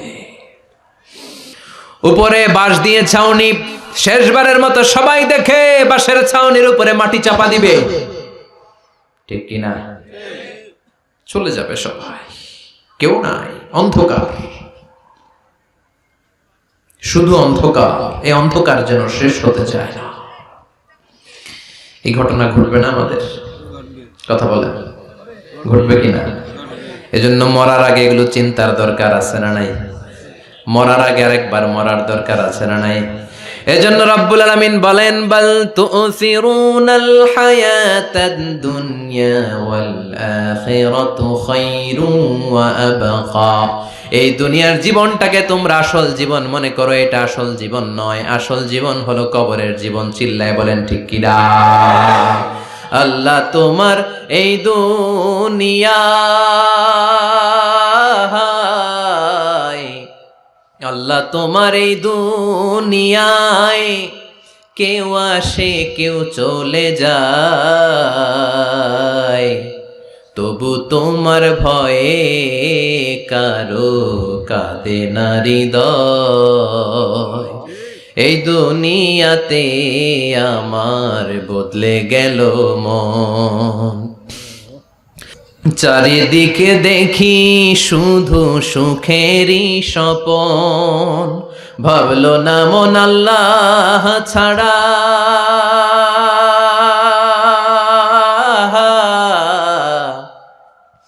ভাবলো না মন আল্লাহ ছাড়া নেই কোনো উপায়, তবু তোমার ভয়ে কারো কাঁদে না হৃদয়, ঠিক কিনা? আসে আর চলে যায়। প্রতিদিন মাইকে অ্যানাউন্স শুনি, অমুক এলাকার অমুক লোক নাই। দাদা গেল, বাবা গেল, বড় ভাই গেল, আত্মীয় স্বজন গেল, আমাকেও যেতে হবে, এই চিন্তা মাথায় নাই। চিল্লায় এখন ঠিক কিনা? এজন্য লাইফটা হলো one time, one chance. Second কোনো চান্স আপনাকে দেয়া হবে নাকি? কাফেররা বলবে, ইয়া রাব্বি আরেকটা সুযোগ দেন। লাউ আন্না লানা কাররা ইয়ানি মাররা, আল্লাহ আরেকটা সুযোগ যদি পেতাম দুনিয়াতে ভালো করে আসতাম। আল্লাহ বলবেন, ইন্নাহা কালিমাতুন কাইলুহা, এটা শুধু তাদের মুখের কথা, তাদেরকে আবার সুযোগ দিলেও তারা কিচ্ছু করবে না। চিল্লায় এখন ঠিক কিনা? এজন্য একটা চান্স আমরা পেয়েছি, এই দুনিয়ার ওয়ান চান্সে আমরা ভয় পাবো একজনকে। চিল্লায় বলেন তিনি কে? আল্লাহ। এজন্য যেতে আমাদেরকে হবে। এই মরণ থেকে পালানোর কোনো সুযোগ কেউ পালাতে পারে নাই। এই মরণ হলো আখিরাতের প্রবেশদ্বার। মরণ নামক পালকিতে চড়ে আমরা কবরের ভেতরে ঢুকি। মরণ হলো প্রথম পর্ব, কবর হলো দ্বিতীয় পর্ব। যেরকম ঠিক কিনা? এজন্য বিশ্বনবী বললেন, আল কবর রাউদাতুম মিন রিয়াদিল জান্নাহ আও হুফরাতুম মিন হুফারিন নার। কবর হলো কারো জন্য জান্নাতের বাগান, কারো জন্য জাহান্নামের গর্ত। আমরা বলি, আল্লাহ আমাদের কবরটারে জান্নাতের বাগান বানাও। আর জোরে পড়েন আমিন। আবার বিশ্বনবী বললেন, ইন্নাল কবরা আউয়াল মানজিল মিন মানাজিলিল আখিরাহ। কবর হলো আখিরাতের মানজিলগুলোর প্রথম মানজিল। আখিরাতে একটার পরে একটা অনেকগুলো স্টেশন আপনাকে পার হতে হবে। প্রথম স্টেশনটার নাম হলো কবর। প্রথম স্টেশনের নাম কি? এই কবর নামক স্টেশনে যদি আপনি মাফ পেয়ে যান, সামনের সব স্টেশনগুলোতে মাফের ব্যবস্থা করবে কে? আল্লাহ। আর কবর নামক স্টেশনে যদি ধরা খেয়ে যান, আপনার মায়ের আছে না নাই? লাশটাকে যখন রাখা হয়, লাশটা চিনে কে আমারে রাখলো, কে আমাকে ধৌত করলো, কে আমারে কাফন পড়ালো? এজন্য বিষ্ণুই বলেছেন, মুমূর্ষের সামনে বসে বসে পড়ো লা ইলাহা ইল্লাল্লাহু মুহাম্মাদুর রাসূলুল্লাহ। লাকিনু মাউতাকুম লা ইলাহা ইল্লাল্লাহ। মুমূর্ষের সামনে দাঁড়িয়ে দাঁড়িয়ে পড়ো লা ইলাহা ইল্লাল্লাহ। এই লা ইলাহা হচ্ছে জীবিতদের জন্য কালিমা, আর আমরা মরার পরে এই জিকির করি, ঠিক কি না? আমাদের দেশের অনেক জায়গায় লাশ নিয়ে কবরে যাওয়ার সময় লা ইলাহা পড়ে না। না, এটা আগের জিকির, মরার আগের জিকির। মরার আগে আপনাকে অ্যানাউন্সমেন্ট দিতে হবে, আল্লাহ ছাড়া কোনো ইলাহ নাই, বিশ্বনবী হচ্ছেন শেষ নবী এবং রাসূল। চিল্লায় বলেন ঠিক কি না? লাশটাকে যখন রেখে দেয়া হয়, বিশ্বনবী যত মানুষকে কবরে রেখেছেন তারপরে দাঁড়িয়েছেন আর বলেছেন, ইস্তাগফিরু লিআখিকুম, তোমার ভাইদের জন্য তোমরা দোয়া করো, ফা ইন্নাহুল আনা ইউসআল, এখনই তাকে কবরে সওয়াল করা হবে। কবরে প্রশ্ন আছে না নাই? কথা বলেন। বিশ্বনবী খাদিজাতুল কুবরা, ওনার প্রথম স্ত্রী খাদিজাতুল কুবরা তাহেরাকে কবরের মধ্যে রেখে দিয়ে কাঁদতে শুরু করলেন, চোখের পানি ছেড়ে অনেক দোয়া করলেন। দোয়া শেষে সব সাহাবারা ঘরে ফিরে যায়, বিশ্বনবী যায় না। সাইয়েদনা আবু বকর বললেন, ও নবী চলেন ঘরে যাই, অনেক তো দোয়া করলেন। বিশ্বনবী বললেন, আবু বকর তুমি যাও, আমি যাব না। এইটা সাধারণ মহিলা না, এটা বিপদের দিনের সঙ্গিনী খাদিজা। মক্কায় যখন আমার কেউ ছিল না, খাদিজা আমারে ভুলে নাই। 3 বছর কাফিররা আমাকে জেলখানায় বন্দি রেখেছে, নাম শিয়াবে আবি তালেবের জেলখানা। আমার স্ত্রী ওই জেলখানার জীবনেও আমারে ছাড়ে নাই, আমার সাথে 3 বছর খাদিজাও জেল খেটেছে। এই একটাই মহিলা, যেই মহিলাকে আল্লাহ আরশের উপর থেকে সালাম দিয়েছে, মহিলাটার নাম খাদিজা। আল্লাহু আকবার। আমার সব সন্তান আল্লাহ খাদিজার পেট থেকে দিয়েছে। ফাতেমাতুজ জোহরা খাদিজার মেয়ে, জাইনাব খাদিজার মেয়ে, উম্মে কুলসুম খাদিজার মেয়ে, রুকাইয়া খাদিজার মেয়ে, আবুল কাসেম বিশ্বনবীর ছেলে খাদিজার ছেলে, আব্দুল্লাহ যাকে তাইয়্যিব এবং তাহের নামে আমরা চিনি, সেও খাদিজার ছেলে। সুবহানাল্লাহ। ও আবু বকর, আমার এই কলিজার টুকরা প্রিয়তমা খাদিজারে রেখে দিয়ে কেমনে বাসায় যায়? তুমি যাও, আমি দাঁড়িয়ে থাকবো। এজন্য কবরের আযাব থেকে বিশ্বনবী পানাহ চেয়েছেন। বিশ্বনবী বলেছেন, আল্লাহুম্মা ইন্না নাউযু বিকা মিন আযাবিল কবর। ও আল্লাহ, কবরের আযাব থেকে তুমি আমাদেরকে বাঁচাও। পড়েন আমিন।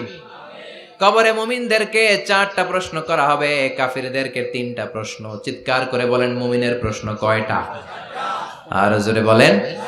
প্রথম প্রশ্ন, মার রব্বুক, তোর রবের নাম কি? আমরা কি বলবো? আল্লাহ আমারে রব, এই রবি আমার সব, দমে দমে তনু মনে তারি অনুভব।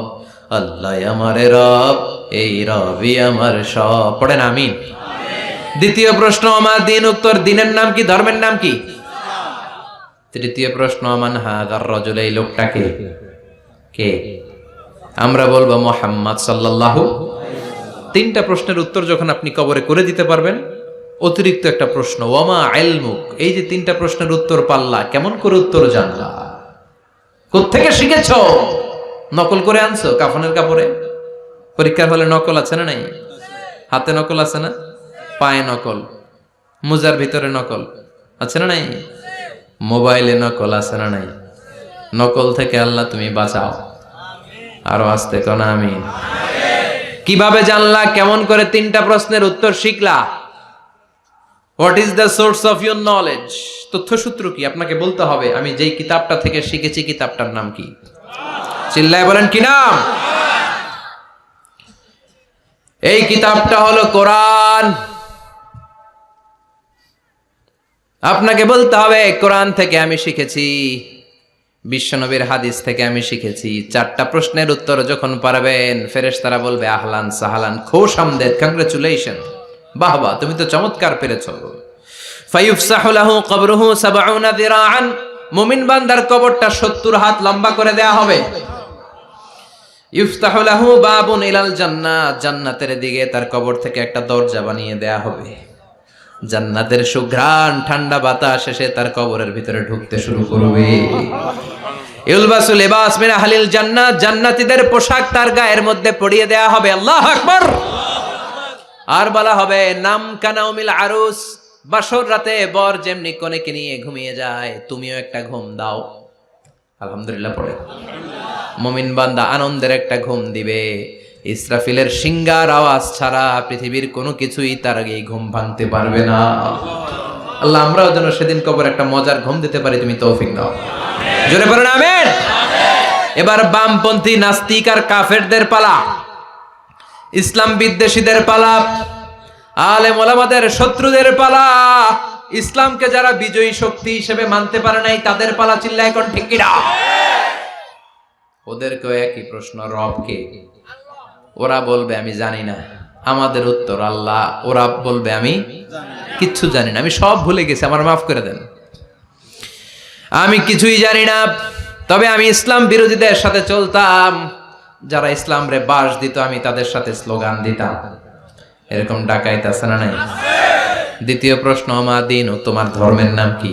কয় আমার ধর্ম নাই, আমার ধর্ম কর্ম নাই, আমি খালি দুনিয়া কে মজা লেলো, দুনিয়া তোমারই হ্যায়, আমি খালি দুম্মা চলে দুম। আছে না নাই? আমি শুধু মৌজ মাস্তিতে ব্যস্ত ছিলাম, আমার দুনিয়া নাই, দিন নাই, আখেরাত নাই, রবকে আমি জানি না, ধর্মকে জানি না। ইসলাম বিরোধী রাজনীতি আমি করতাম, মাও সেতুংয়ের রাজনীতি, কার্ল মার্কসের রাজনীতি, বুশের রাজনীতি, ডোনাল্ড ট্রাম্পের রাজনীতি, বামপন্থীদের রাজনীতি। চিল্লায় এখন ঠিক কিনা? কোনো ধর্ম নাই। এই লোকটাকে চিনো কিনা বলো। বিশ্বনবীর চেহারা দেখিয়ে বলা হবে এই লোকটাকে, কয় জানি না। এরে আমি মানতাম না, এরে আমি গালে দিতাম। এরকম জাহান্নামের নরকীট আর পিতৃ পরিচয়হীন জারদ সন্তান বাংলার দেশেও আছে না নাই? এই মহামানবটাকে গালি দিয়ে পৈশাচিক আনন্দ পায়। পত্রিকায় লিখে, ব্লগের মধ্যে লিখে, ইন্টারনেটে কার্টুন বানিয়ে বানিয়ে পৈশাচিক ফুর্তি করে। এগুলো জাহান্নামের কীট, এগুলো জারদ সন্তান, বাপ মায়ের ঠিক নাই। চিল্লায় এখন ঠিক কিনা? আমার নবীরে যারা গালি দেয় এগুলোর বাপ মায়ের ঠিক আছে? এগুলোর কোনো গোড়া আছে? এগুলোর কোনো শেকড় আছে? এগুলো আগাছা। চিৎকার করে বলো ঠিক কিনা? বলবে আমি জানি না। ফেরেশতারা বলবে দাঁড়া, আমরা জানি। তোর সাথে কেমন আচরণ করতে হবে আমাদেরকে ট্রেনিং দিয়েছে কে? এবার শুরু হবে মাইর। কি শুরু হবে? কথা বলেন, মাইর। ফায়ুদরাবু বিমা তারিকা মিন হাদিদ, লোহার হ্যামার দিয়ে শুরু হবে মাইর। এক একটা হ্যামারের বাড়িতে মাথাটা ফেটে চূর্ণ বিচূর্ণ হয়ে যাবে, দেহটা জামিনের ভেতরে 70 গজ দেবে যাবে, ওর চিৎকারে কবরস্থানটাও থারথার করে কাঁপবে। আবার জামিনকে বলা হবে ইলতাইমি, চাপা দে। জামিনে ঢুকে যাওয়ার পরে জামিনের এপাশ থেকে একটা চাপা, মাটি চাপা, বাম দিক থেকে মাটি চাপা, দুই চাপায় ডান দিকের পাজর বায়ে চলে যাবে, বাম দিকের পাজর ডানে চলে আসবে। ওর চিৎকারে কবরস্থানটা থারথার করে কাঁপবে। আল্লাহ এই ধরনের পরিস্থিতি থেকে তুমি আমাদেরকে বাঁচাও। আরো চিৎকার করে বলেন আমিন। এই জন্য কবরের এই প্রস্তুতি নেওয়ার দরকার আছে না নাই? কোরআনের পক্ষে থাকার দরকার আছে না নাই? ইসলামের পক্ষে থাকার দরকার আছে না নাই? ইসলামী আন্দোলনের সাথে থাকার দরকার আছে না নাই? ইসলামের বিজয় চাওয়ার দরকার আছে না নাই? যে লোক ইসলামের বিজয় চায় না, যে লোক চায় না ইসলাম দিয়ে দেশ শাসিত হোক, যে লোক চায় না কোরআনটা সংসদ ভবনে নেতৃত্ব দেয়, তার অন্তরে ঈমান থাকতে পারে নাকি? চিল্লায় বলেন পারে? যে ঈমান প্রয়োজনে, উখিয়াতে নাই? উখিয়াতে মাজার আছে নাকি? সাগর পারে এগুলো থাকে? এগুলোর সাথে ইসলামের সম্পর্ক আছে? কথা বলেন আছে? যে ঈমান খাজার নামে মাজার গড়ে ফুলুস কামায়, যে ঈমান শিরকিয়াতের আমল করে ভীত না হয়, যে ঈমান বাস্তবে নাই, যে ঈমান ময়দানে নাই, মুখে শুধু কথার কলি, কি করে তারে বলো ঈমানে বলি, কি করে তারে বলো ঈমানে বলি, কি করে তারে বলো ঈমানে বলি। চিল্লায় বলেন ঠিক কি না? এজন্য ঈমানের দাবি হচ্ছে অন্যায়কে প্রতিরোধ করতে হবে, হকের পক্ষে থাকতে হবে। কোরআনের রাজনীতি নিজ চোখে দেখে ইসলামকে সংসদ ভবনের উপরে কালিমার পতাকা পতপত করে দেখার স্বপ্ন অন্তরে থাকতে হবে। চিল্লায় কোন ঠিক কিনা? এটাই তো মুমিন, যে ইসলামকে বিজয়ী শক্তি হিসেবে দেখতে চায়, যে কোরআনের আইন চায়, যে কোরআনের রাজ চায়। চিল্লায় বলেন ঠিক কিনা? এজন্য আমরা আল্লাহর কাছে কামনা করি, আল্লাহ তুমি আমাদেরকে ঈমানের মৃত্যু দাও, তুমি আমাদেরকে কবরের সব প্রশ্নগুলো সহজ করে দাও। পড়ে না আমিন? আরো জোরে পড়ে না আমিন? এজন্য আল্লাহ বললেন বাল তুসিরুনাল হায়াতাদ দুনিয়া ওয়াল আখিরাতু খায়রু ওয়া আবাকা। ও আমার গোলাম, দুনিয়ার এই জীবনটাকে তোমরা আসল জীবন মনে করো। এই জীবন কিন্তু আসল জীবন না, আসল জীবন হলো আখিরাতের জীবন। কোন ঠিক কিনা? এই জন্য মৃত্যু থেকে যতই পালাও, পালিয়ে বেঁচে থাকতে পারবা নাকি? পারা যাবে? চিল্লায় বলেন। কোন নবীরা পারছে? আদম আলাইহিস সালাম মৃত্যু থেকে বেঁচে গেছে না? মরছে? কথা বলেন না। উনি পৃথিবীর একমাত্র মানুষ যিনি জানতেন যে উনি কতদিন বাঁচবেন। সুবহানাল্লাহ পড়ো। উনি জানতেন উনি কতদিন বাঁচবেন। কেন আল্লাহ জানালেন? এর কারণ মৃত্যু কি এটা উনি জানেই না, কেমনে মরে দেখেই নাই, কষ্ট কি জানে না। আমরা আমাদের দাদাকে মরতে দেখেছি, বাবাকে মরতে দেখেছি, মামাকে মরতে দেখেছি, মরণের কত কষ্ট আমরা দেখি, এজন্য ভয় আছে না নাই? আদম আলাইহিস সালামের দাদা আছে নাকি? বাবা, মামা, খালু, শালা আছে? নাই। এজন্য মৃত্যু যে কেমন এটা উনি জানতেন না। এজন্য আল্লাহ জানিয়ে দিলেন, আদম পৃথিবীতে তুমি 1000 বছর বাঁচবা। আলফুসানা লাম্মা খালাকাল্লাহু আদামা ওয়া কানা তুলুহু 60 যিরাআন। বুখারীর বর্ণনা, সাইয়েদনা আদম আলাইহিস সালামকে বানানোর পরে আল্লাহ 60 হাত লম্বা বানালেন। কয় হাত? জোরে বলেন, আরো জোরে। 60 হাত লম্বা। এরপরে ওনার ঔরসে পৃথিবীতে যত নারী আসবে, পুরুষ আসবে রূহের জগতে, সবগুলো রূহকে বসিয়ে দিলেন বৈঠকে। সুবহানাল্লাহ। বিশাল কনফারেন্স রুম। আমরাও ছিলাম না? আমাদের রূহটাও ছিল। সাইয়েদনা আদম বললেন, আল্লাহ এরা কারা?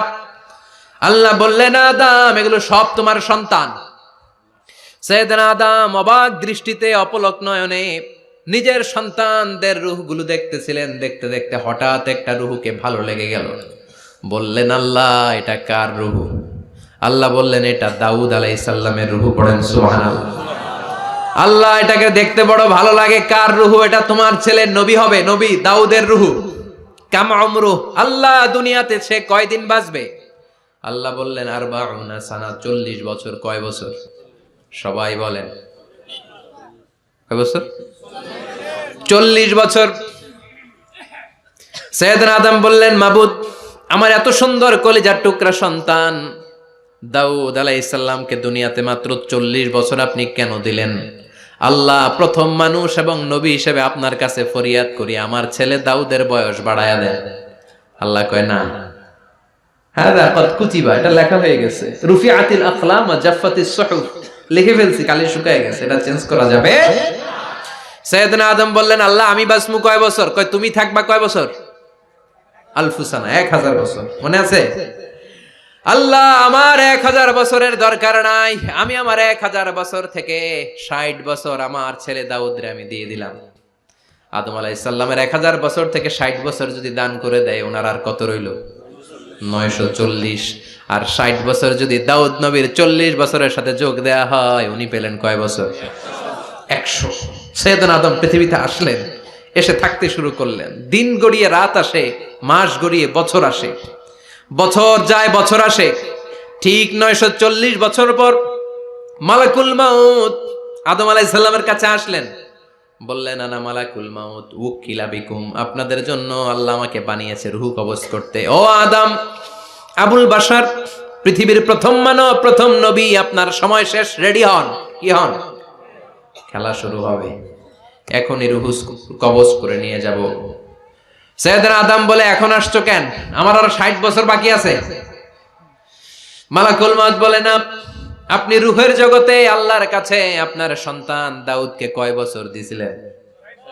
60 বছর। এজন্য 940 বছর আপনার জন্য লেখা। আমি এখন আপনার রূহ কবজ করতে চাই। সাইয়েদনা আদম বলে, আমি মানি না, আমি কাউরে দেই নাই 60 বছর, আমি দেই নাই, আমি আরো বাঁচব, আমি আরো বাঁচবো, 60 বছর আমি বাঁচবো, আমি কি দেইটেই নাই মিয়া, যাও। মালাকুল মাউত আল্লাহর যে বলে আল্লাহ দেয় নাই বলে, আসলে ভুলে গেছে। আসলে আফাতুল ইলমি আন-নিসিয়ান, মানুষ ভুলে যায়, মানুষ বড্ড ভুলে যায়। আমরা অনেক সময় খাইয়াও কই খাই নাই, অনেক কিছু আপনি দিছিলেন কিন্তু ভুলে যাই, গলার নিচ দিয়ে নামার পরে কই তুমি কিচ্ছু দেও নাই। আছে না নাই? নাসিয়া আদম ফানাসিয়া বানু, আদম আলাইহিস সালাম ভুলে গেছেন, তাই আমরাও ভুল করি, ঠিক কি না? এজন্য আমাদের নেতারাও বলে এটা দেব ওটা দেব, নির্বাচনের পর সব ভুলে যায়। আছে না নাই? ওই যে আদম আলাইহিস সালাম ভুলছে, আমরাও ভুলে যাই। ওনাদের দোষ কি?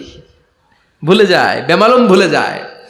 আল্লাহ বললেন মালাকুল মাউত আর জোরাজুরি করো না, 940 নয়, ঠিক 1000 বছর পরে আদমের কাছে যাবা। আমি আমার আদমের ভাগ্যে এই জিনিসটাই রেখে দিয়েছিলাম রে মালাকুল মাউত, আমি আগ থেকে এটাই রেখেছি, আমি জানতাম সে ভুলে যাবে। চিল্লা এখন সুবহানাল্লাহ। তার মানে পৃথিবীর সবচাইতে লম্বা মানুষ, 60 হাত লম্বা, এত শক্তিশালী আদম আলাইহিস সালাম শ্রীলঙ্কাতে প্রথম নেমেছিলেন, এক লাফ দিলে আধা মাইল চলে যাইতেন। সুবহানাল্লাহ। কি লম্বা মানুষ, থাকতে পারছে? কথা নাই, ঘুমে ধরছে? শেষ করে দেই, হ্যাঁ?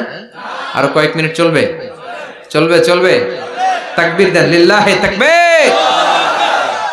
আদম আলাইহিস সালাম চলে গেলেন, ওনার পরের নবী ইদ্রিস আলাইহিস সালাম, উনি মরে নাই। ইদ্রিস আলাইহিস সালাম মরছে, কে বলছে? উনিও মরেছেন। তবে ওনার মৃত্যুর আজীব এক ঘটনা আছে, অনেক লম্বা কথা। এক ফেরেশতার সাথে ওনার বন্ধুত্ব হয়েছিল, বলেছিলেন আমি আকাশ দেখতে চাই, আল্লাহর কাছে অনুমতি চাই। আল্লাহ বলল ঠিক আছে, ইদ্রিসকে আকাশে ঘোরাও। প্রথম আকাশে ঘুরলেন, দ্বিতীয় আকাশে ঘুরলেন, তৃতীয় আকাশে ঘুরলেন, চতুর্থ আকাশে ঘুরলেন। ইন দ্য মিন টাইম চতুর্থ আসমানে মালাকুল মাউত পৃথিবীর দিকে নেমে আসছিল। ওই ফেরেশতা বলে মালাকুল মাউত আপনি কই যান? মালাকুল মাউত বলে একটু আগে আল্লাহ ফরমান জারি করেছে, চতুর্থ আসমানে আমার নবী ইদ্রিসের রূহ কবজ করো। সুবহানাল্লাহ। আমি বললাম আল্লাহ আপনার পাঠানো নবী সাইয়েদনা ইদ্রিস থাকে দুনিয়ায়, চতুর্থ আসমানে পামু কই? আল্লাহ কয় কথা নাই, দৌড় দে। আমি দৌড় দিলাম, এসে দেখি ইদ্রিস আলাইহিস সালাম এখানে রেডি। সুবহানাল্লাহ। ওয়া রাফা'নাহু মাকানান আলিয়্যা। ইদ্রিস আলাইহিস সালামের রূহ কবজ দুনিয়ায় হয় নাই, চতুর্থ আকাশের মধ্যে হয়েছে। একটু চিৎকার করে পড়বেন সুবহানাল্লাহ। এরপরে সুলাইমান আলাইহিস সালাম, উনি তো মরে নাই, মরছে? উনি জিন চালাইতো, উনিও মরবে? শক্তিশালী একজন নবী ছিল। উনি মালাকুল মাউতকে বলেছিলেন মালাকুল মাউত আমার মৃত্যুর সুয়াইয়া, সামান্য কিছু আগে আমারে বইলো, আমার একটা কাজ আছে। মালাকুল মাউত মৃত্যুর কিছু সময় আগে এসে বলল সুলাইমান টাইম ইজ আপ, সময় শেষ, অল্প কিছু সময় বাকি, কি করবেন করেন। সাইয়েদনা সুলাইমান জিনদেরকে ডাকলো, ও জিনেরা, বিশাল একটা প্রজেক্ট আছে, প্রজেক্টে কাজ শুরু করো। আর কিছু জিনকে বলল চারদিকে গ্লাস ফিটিং করা একটা রুম বানাও। সাইয়েদনা সুলাইমান আলাইহিস সালাম গ্লাস ফিটিং করা রুমের ভেতরে ঢুকলেন। এই রুমে ঢুকার দরজা নাই, হাতে একটা লাঠি নিলেন। কি নিলেন? লাঠির মধ্যে ভর করে দাঁড়িয়ে রইলেন আর জিনদের দিকে তাকিয়ে রইলেন। জিনেরা এত বদমাশ ছিল, সাইয়েদনা সুলাইমান দাঁড়িয়ে না থাকলে কাজ করতো না, ছিল ফাঁকিবাজ। কি ছিল? দাঁড়ায় না থাকলে আজও লোকজন কাজ করতে চায় না, ঠিক কিনা? মালিক দাঁড়ায় থাকলে ঠিকই কাজ হয়ে যায়। সুলাইমান আলাইহিস সালাম লাঠির মধ্যে ভর দিয়ে দাঁড়িয়ে রইলেন আর বললেন কাজ করো। জিনেরাও কাজ শুরু করলো। ওদিকে মালাকুল মাউত এসে বলে, ও সুলাইমান সময় তো শেষ। সুলাইমান বলে সমস্যা নাই, রূহ কবজ করে। উনি লাঠির মধ্যে ভর দিয়ে দাঁড়িয়ে রইলেন। গ্লাস ফিটিং করা রুমের ভিতরে কোরআন সাক্ষী। মালাকুল মাউত ওইভাবে লাঠিতে ভর দেওয়া অবস্থায়, দাঁড়ানো অবস্থায় সাইয়েদনা সুলাইমান আলাইহিস সালামের রূহ কবজ করে নিলেন। উনি এমন ভাবে দাঁড়িয়েছেন, রূহ চলে গেল, লাশ হয়ে দাঁড়িয়ে রইলেন। লাঠির মধ্যে দাঁড়িয়ে আছেন, জমিনের মধ্যে লুটিয়ে পড়ে নাই। সুবহানাল্লাহ। জিনগুলো দূর থেকে ভাবলো বস তো দাঁড়ায় আছে। কে দাঁড়ায় আছে? জিনেরা মনে করছে বস দাঁড়ায় আছে, কাজ করতে হবে। করতে করতে পুরা প্রজেক্টের কাজ শেষ। ইন দ্য মিন টাইম ঝিঝি পোকা, উই পোকা, যেই পোকা কাঠ খেয়ে ফেলে, এই কাঠ খাওয়ার পোকা সুলাইমান আলাইহিস সালাম লাঠির ভেতরে ঢুকে লাঠিও খেয়ে ফেলেছে। সাইয়েদনা সুলাইমান আলাইহিস সালাম ধপাস করে জমিনে পড়েছে। আর জিনেরা কয় হায় হায়, খালি খালি কাম করছে এতদিন। সুবহানাল্লাহ কইবেন না? সুলাইমান আলাইহিস সালাম বাঁচতে পারে নাই, চলে গেলেন। মুসা আলাইহিস সালাম মরছে? উনি মরবে কেন? উনি তো খালি মারে। মরছে? এক থাপ্পড়ে ফেরাউনের বাবুর্চি নাই। মুখের আগে হাত চলতো কয়েকজন, এর মধ্যে মুসা আলাইহিস সালাম আছে না নাই? মালাকুল মাউত মানুষের আকৃতিতে অনুমতি না নিয়ে ঘরের ভেতরে ঢুকে গেল। ঢুকে বলে, আনা মালাকুল মাউত, আমি মৃত্যুর ফেরেশতা। তো কি চাও? জিতু আন আকবাদা রূহাক, আপনার রূহ কবজ করতে আসছি। কিন্তু মুসা আলাইহিস সালাম দেখতেছেন দিব্যি একজন মানুষ, কি দেখে? আবার সালাম দেয় নাই, অনুমতি নিয়েও ঢুকে নাই। অমিয়া, অনুমতি নিয়ে ঘরে ঢোকার দরকার আছে না নাই? মুসা আলাইহিস সালামের মেজাজ বড় গরম। উনি বললেন, কি করবি? কয়, আপনারে মারমু। কয়, এদিকে আয়। মালাকুল মাউত মনে মনে ভাবে, এতদিন সব মানুষগুলো আমারে দেখলে দিত দৌড়, আজকে মনে হয় আমারে দিতে হবে দৌড়। এক পা গায়ে দুই পা পেছায় সাহস করে সামনে গেলেন। আবার মুসা আলাইহিস সালাম দিলেন এরকম থাপ্পড়। ফাসাক্কাহু ফাফাকু আইনা, বুখারীর বর্ণনা, এক থাপ্পড়ে চোখ নাই। ঠিকই মালাকুল মাউত দৌড়, এক দৌড়ে আল্লাহর কাছে। আল্লাহ বললেন, রাখো। এটা মুসা আলাইহিস সালাম, তার মেজাজ বড্ড গরম, আমাকে কথা বলতে হবে। আল্লাহ বললেন, মুসা, বুখারীর বর্ণনা, গরুর পিঠের উপর হাত রেখে দাও। রাখা হলো। তোমার হাতের নিচে গরুর যত পশম, প্রত্যেক পশমের বিনিময়ে 1 বছর করে হায়াত বাড়িয়ে দিলাম। মুসা আলাইহিস সালাম অনেক চালাক নবী। উনি বললেন, আল্লাহ, আমার হাতের নিচে যদি গরুর 2000 পশম থাকে, তার মানে 2000 বছর হায়াত বাড়িয়ে দিলেন, কিন্তু এক্সট্রা হায়াত যখন শেষ হয়ে যাবে এরপরে কি হবে? আগে ওইটা বলেন। আল্লাহ বললেন, সুম্মাল মাউত, তারপরে তো মুসা মরতেই হবে, আসতেই হবে। সাইয়েদনা মুসা আলাইহিস সালাম বললেন, ফাল আনা, তাহলে আর দেরির দরকার নাই, এখনই আমি আপনার কাছে চলে যেতে চাই। মালাকুল মাউত মুসা আলাইহিস সালামের রূহ নিয়ে উড়াল দিলেন। সুবহানাল্লাহ। বাঁচতে পারছে? বিশ্বনবী মরে নাই, উনি ইন্তেকাল করেছেন। চিল্লায় এখন ঠিক কিনা? ইন্তেকালের আগে বিশ্বনবী প্রচন্ড অসুস্থ হলেন। মা আয়েশারে ডেকে বললেন, আয়েশা, মনে হয় আমি বাঁচবো না। ওই যে খায়বার বিজয়ের দিন, খায়বার দুর্গ বিজয় করার পরে এক ইহুদি মহিলা আমার দাওয়াত দিয়েছিল। ওই দাওয়াত খেতে যাওয়ার পরে গোশতের মধ্যে বিষ মাখানো হয়েছিল রে আয়েশা। ওই বিষ মাখানো খাসির গোশত খেয়ে যে ব্যথা আমার পেটে উঠেছিল, আজ আবার সেই ব্যথা উঠেছে। বিশ্ব নবী ওই বিষ খাওয়ানো গোশতের কারণে ইন্তেকাল করেছেন, তার মানে বিশ্ব নবী শাহীদ। জামা আল্লাহু বাইনান নবুওয়া ওয়াশ শাহাদা, আল্লাহ বিশ্ব নবীকে শুধু নবী বানায় নাই, শহীদ হিসেবে কবুল করেছে। সুবহানাল্লাহ কইবেন না? প্রচন্ড অসুস্থ, উনি ছাড়া মসজিদে নববীতে কেউ ইমামতি করার সাহস পায় না। বিশ্বনবী বললেন, আবু বকর তুমি যাও। আবু বকরও যায় না। বিশ্বনবী বললেন, পানি আনো। বিশ্বনবী পানি দিয়ে ওযু করলেন। ওযু করে কয়েকজন সাহাবীকে ধরে উঠতে চাইলেন, আবার ধপাস করে বেহুশ হয়ে পড়ে যায়। বিশ্বনবী উঠতে পারে না। আবার বললেন, ঠান্ডা পানি আনো। পানির ভেতরে বিশ্বনবী 2 হাত ঢুকিয়ে দিয়ে ঠান্ডা ভিজা হাত দিয়ে চেহারার মধ্যে মাসে করলেন আর বললেন, ইন্নালিল মাউতিলা সাকারাত, হায়রে মৃত্যুর কি যন্ত্রণা, হায়রে মৃত্যুর যে কি কষ্ট। ও মিয়া, বিশ্বনবী যদি মৃত্যুর কষ্টে কাতরায়, আমাদের অবস্থা কি? আমাদের নসিবে কি আছে? আল্লাহ তুমি বাঁচাও, পড়ে না আমিন। বিশ্বনবী কাঁদছেন, সাহাবারা একের পর এক দেখতে আসে, কান্নার রোল পড়ে গেল চারদিকে। বিশ্বনবীর কলিজার টুকরা নয়নের পুটুলি সাইয়্যিদাতুনা ফাতিমা বিশ্বনবীর কান্না সহ্য করতে পারে না। বিশ্বনবীকে ধরে ফাতিমা, সাইয়্যিদাতুনা ফাতিমা বিলাপ করা শুরু করে দিলেন, চিৎকার দিয়ে কান্নাকাটি শুরু করে দিলেন আর বললেন, ওয়া কুরবা আবা, ওয়া কুরবা আবা, হায় হায় আমার বাবার কি কষ্ট, আহা আমার বাবার কি কষ্ট হচ্ছে। বিশ্বনবী বললেন, ফাতেমা তুমি কেঁদো না, আমার কষ্ট আজকের পরে আর থাকবে না, আজকে তোর বাবার সব কষ্ট বন্ধ হয়ে যাবে। কি যেন কানে কানে বললেন, ফাতেমা আরো কেঁদে দিল। আবার কানে কানে কি যেন বললেন, ফাতেমা হেসে দিল। বিশ্বনবীর ইন্তেকালের অনেক পর মা আয়েশার কাছে ফাতেমা বললেন, আমি যখন প্রথমে কেঁদেছিলাম আব্বা বলেছিল আমি আর বাঁচবো না রে ফাতেমা।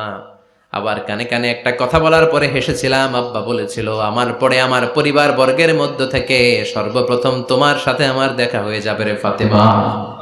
অল্প কয়েক মাসের ব্যবধানে সাইয়্যিদাতুনা ফাতেমা উনিও ইন্তেকাল করলেন। বিশ্বনবী শোয়া থেকে উঠতে পারে না। এক সাহাবীকে দেখলেন মেসওয়াক করছে। বিশ্বনবী মেসওয়াকের দিকে তাকিয়ে রইলেন। বিশ্বনবীর নিথর দেহটা পড়ে আছে। আয়েশারা যে বলবে আয়েশা মেসওয়াক দাও, বলতে পারে না। মা আয়েশা বুঝতে পেরে মেসওয়াক আনলেন, বিশ্বনবীকে মেসওয়াক করিয়ে দিলেন। এবার বিশ্বনবী বললেন, ও আবু বকর শোনো, আল্লাহ আমাকে অপশন দিয়েছে। কি দিয়েছে? আল্লাহ বলেছে নবী আজীবন থাকতে চাইলে থাকেন, আর আসতে চাইলে চলে আসেন। আমি থাকতে না চেয়ে আল্লাহর কাছে চলে যাওয়ার ইচ্ছা করলাম। সাইয়েদনা আবু বকর কান্না জুড়ে দিলেন। বিশ্বনবী বললেন, আসসালাত আসসালাত, ও আমার উম্মতেরা, নামাজ তরক করো না। ইন্তেকালের আগে বললেন, নামাজ ছেড়ে দিও না। আর বললেন, ওমা মালাকাত আইমানুকুম, তোমাদের অধীনস্থ কর্মচারীদের সাথে খারাপ আচরণ করো না। ঘাম শুকানোর আগে পয়সা দিয়ে দিও। আর হাত দুটো উঁচু করে বললেন, আল্লাহুম্মা ইলার রাফিকিল আলা, ও আল্লাহ, আমি আপনার কাছে যেতে চাই। এই কথাটা বলে বিশ্বনবীর হাত দুইটা ধপাস করে জমিনে পড়ে গেল। বিশ্বনবীও চলে গেলেন। থাকতে পেরেছে কেউ? চিল্লায় বলেন। এজন্য আমরা আল্লাহর কাছে ইমানি মৃত্যু চাই। কি মৃত্যু? আমরা উত্তম মৃত্যু চাই। চিল্লায় বলেন, কি মৃত্যু? এজন্য মরণের আগে ইমান নিয়ে মরার দরকার আছে না নাই? বিশ্বনবী দোয়া করতেন, আল্লাহুম্মা রযুকনা হুসনাল খাওয়াতিম, ও আল্লাহ, আমাদের শেষটা যেন ভালো হয়। শেষ কথা বলি, এদিকে তাকা, মনোযোগ আছে? বলতেন, আল্লাহুম্মা রযুকনা হুসনাল খাওয়াতিম, ও আল্লাহ, আপনি আমাদেরকে ইমানের মৃত্যু দেন, আমাদের শেষটা ভালো করেন। কারণ সব ভালো তার শেষ ভালো। জানেন না এটা আপনারা? সব ভালো তার শেষ ভালো। আজীবন ইসলামের পক্ষে, আজীবন নামাজি মুত্তাকি, মরার আগে কাফের হয়ে মরে, এরকম আছে না নাই? মরার আগে শাহবাগের মঞ্চে উঠে ভাষণ দেয়, ভাইয়েরা আমার, আছে না নাই? আবার আজীবন কাফের, ইসলামের বিরোধী, ইন্তেকালের আগে কালিমা পড়ে সব মাফ করায়, আছে না নাই? বিশ্বনবীর শ্বশুর আবু সুফিয়ান, নাম শুনছেন? বদরের যুদ্ধে বিশ্বনবীর বিরুদ্ধে, মক্কায় বিশ্বনবীর ঘুমাতে দেয় নাই, উহুদের যুদ্ধে বিশ্বনবীর সাথে ফাইট, খন্দকের যুদ্ধে বিশ্বনবীর সাথে মারামারি, আহজাবের যুদ্ধে কিলাকিলি, সারাটা জীবন বিশ্বনবীর সাথে মারামারি, মক্কা বিজয় কালিমা পড়ে মুসলমান হয়েছে। গোটা জীবনে যা অন্যায় করেছে সব মাফ করে দিয়েছে কে? এজন্য আমরা আল্লাহরে বলি, আল্লাহ, কালিমাটা পড়তে পড়তে যেন আমরা মরতে পারি। চিৎকার করে পড়ে না আমিন। জিহাদের ময়দানে এক সাহাবা যুদ্ধ করতে লাগলেন। বুখারীর বর্ণনা, যুদ্ধ করতে করতে কাফেরদেরকে মারতে মারতে, হাদিসের ভাষ্য, লা ফাযা ওয়ালা শাযা ইল্লা ইয়াদরিবুহা বিসাইফি, তার সামনে যত কাফের আসে সে কচুকাটা করে। অন্য সাহাবীরা খুশি হয়ে যায়। অন্য সাহাবীরা বলে, আজকের সব সওয়াব এই সাহাবী পেয়ে যাবে। কিন্তু বিশ্বনবী হঠাৎ করে একটা কথা বললেন, ওই কথা শুনে সাহাবীরা অবাক। বিশ্বনবী বললেন, হুয়া ফিন্নার, ও জাহান্নামে যাবে। কই যাবে? জিহাদের ময়দানে এক মুজাহিদ সাহাবী কাফেরদেরকে মেরে শেষ, কিন্তু বিশ্বনবী বললেন কই যাবে? কথা কয় না। এক সাহাবী কয়, ঘটনা কি? এত বড় মুজাহিদ ফি সাবিলিল্লাহ কেন জাহান্নামে যাবে? আমি লুকিয়ে লুকিয়ে দেখি। লুকিয়ে লুকিয়ে ওই সাহাবী দেখে, মুজাহিদ সাহাবী যুদ্ধ করতে করতে কাফেরদের বিশাল একটা ঘাটির ভেতরে ঢুকে গেল। মারতে মারতে মারতে মারতে হঠাৎ এক কাফেরের আঘাতে এই মুজাহিদ সাহাবীর ডান হাতটা কাটা পড়ে গেল। এবার ডান হাত দিয়ে ফিনকি দিয়ে রক্ত বের হতে শুরু করলো। মুজাহিদ সাহাবী আর যন্ত্রণা সহ্য করতে পারে না। যন্ত্রণা সহ্য করতে না পেরে কাতরাতে কাতরাতে নিজের হাতের ছুরিটাকে জমিনের মধ্যে গেড়ে দিয়ে ছুরির উপরে ঝাঁপিয়ে পড়ল। পেটের এই দিক দিয়ে ঢুকে ওপাশ দিয়ে বের হয়ে গেল, এফার ওফার হয়ে গেল। মানে আত্মহত্যা করলো, ঠিক কি না? জাহান্নামী না? কথা কও। লুকিয়ে লুকিয়ে যে সাহাবা দেখেছে, চিৎকার দিয়ে বিশ্বনবীর কাছে যেয়ে বলে, আশহাদু আন্নাকা রাসূলুল্লাহ, ও নবী, আপনি যে আসল নবী, কোনো সন্দেহ নাই। আমি লুকিয়ে লুকিয়ে দেখেছি ওই মুজাহিদ সাহাবা বেঁচে নাই। সে কাফেরের আঘাতে শহীদ হয় নাই, নিজের পেটে নিজে ছুরি ঢুকিয়ে আত্মহত্যা করেছে। আজীবন বিশ্বনবীর সাথী, মরার আগে জাহান্নামী। আমরা কেউ জানি না আমাদের শেষটা কেমন হবে। এজন্য আমাদের শেষটা ভালো হোক, ভেরি সেন্সিটিভ ইস্যু। আমাদের শেষটা ইমানের হোক। এখন যেমনি মাথা ঠিক আছে, বুদ্ধিমত্তার সাথে শাহাদাত বাক্যের উপর যেন আমরা মরতে পারি। আমরা পড়ি আমিন। চিল্লায় পড়ে না আমিন। কি করে বুঝবেন মৃত্যুটা ভালো হলো? এক নাম্বার আলামত আন-নুতকু বিশ-শাহাদা, মরার আগে আওয়াজ করে জিকির করে কেউ যদি পড়তে পারে, লা ইলাহা ইল্লাল্লাহু মুহাম্মাদুর রাসূলুল্লাহ সাল্লাল্লাহু, এটা হচ্ছে আলামাতু হুসনিল খাতিমা।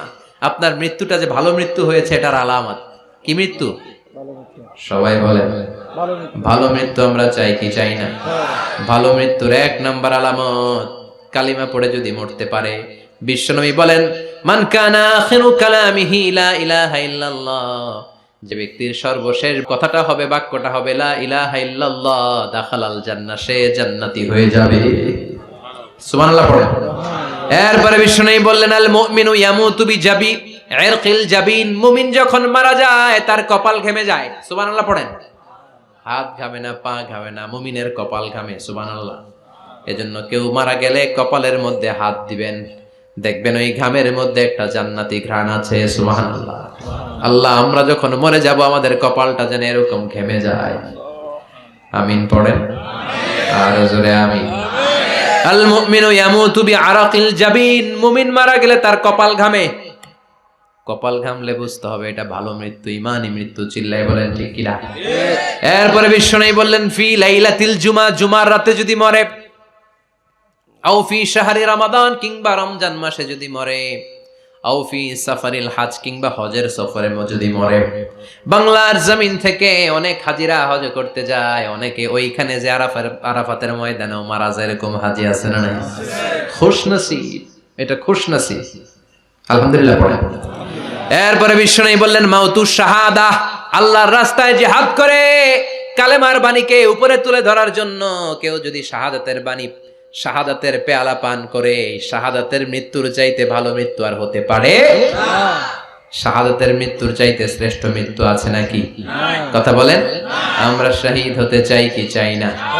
আমাকে শহীদ করে ওই মিছিলে শামিল করে নিও, আমাকে শহীদ করে সেই মিছিলে শামিল করে নিও, যে মিছিলের নেতা মীর হামজা, খোবায়েবে খাব্বাব, আল্লাহর কাছে তারা অতি প্রিয়, শামিল করে নিও, আমাকে শহীদ করে সেই মিছিলে শামিল করে নিও। পড়েন আমিন।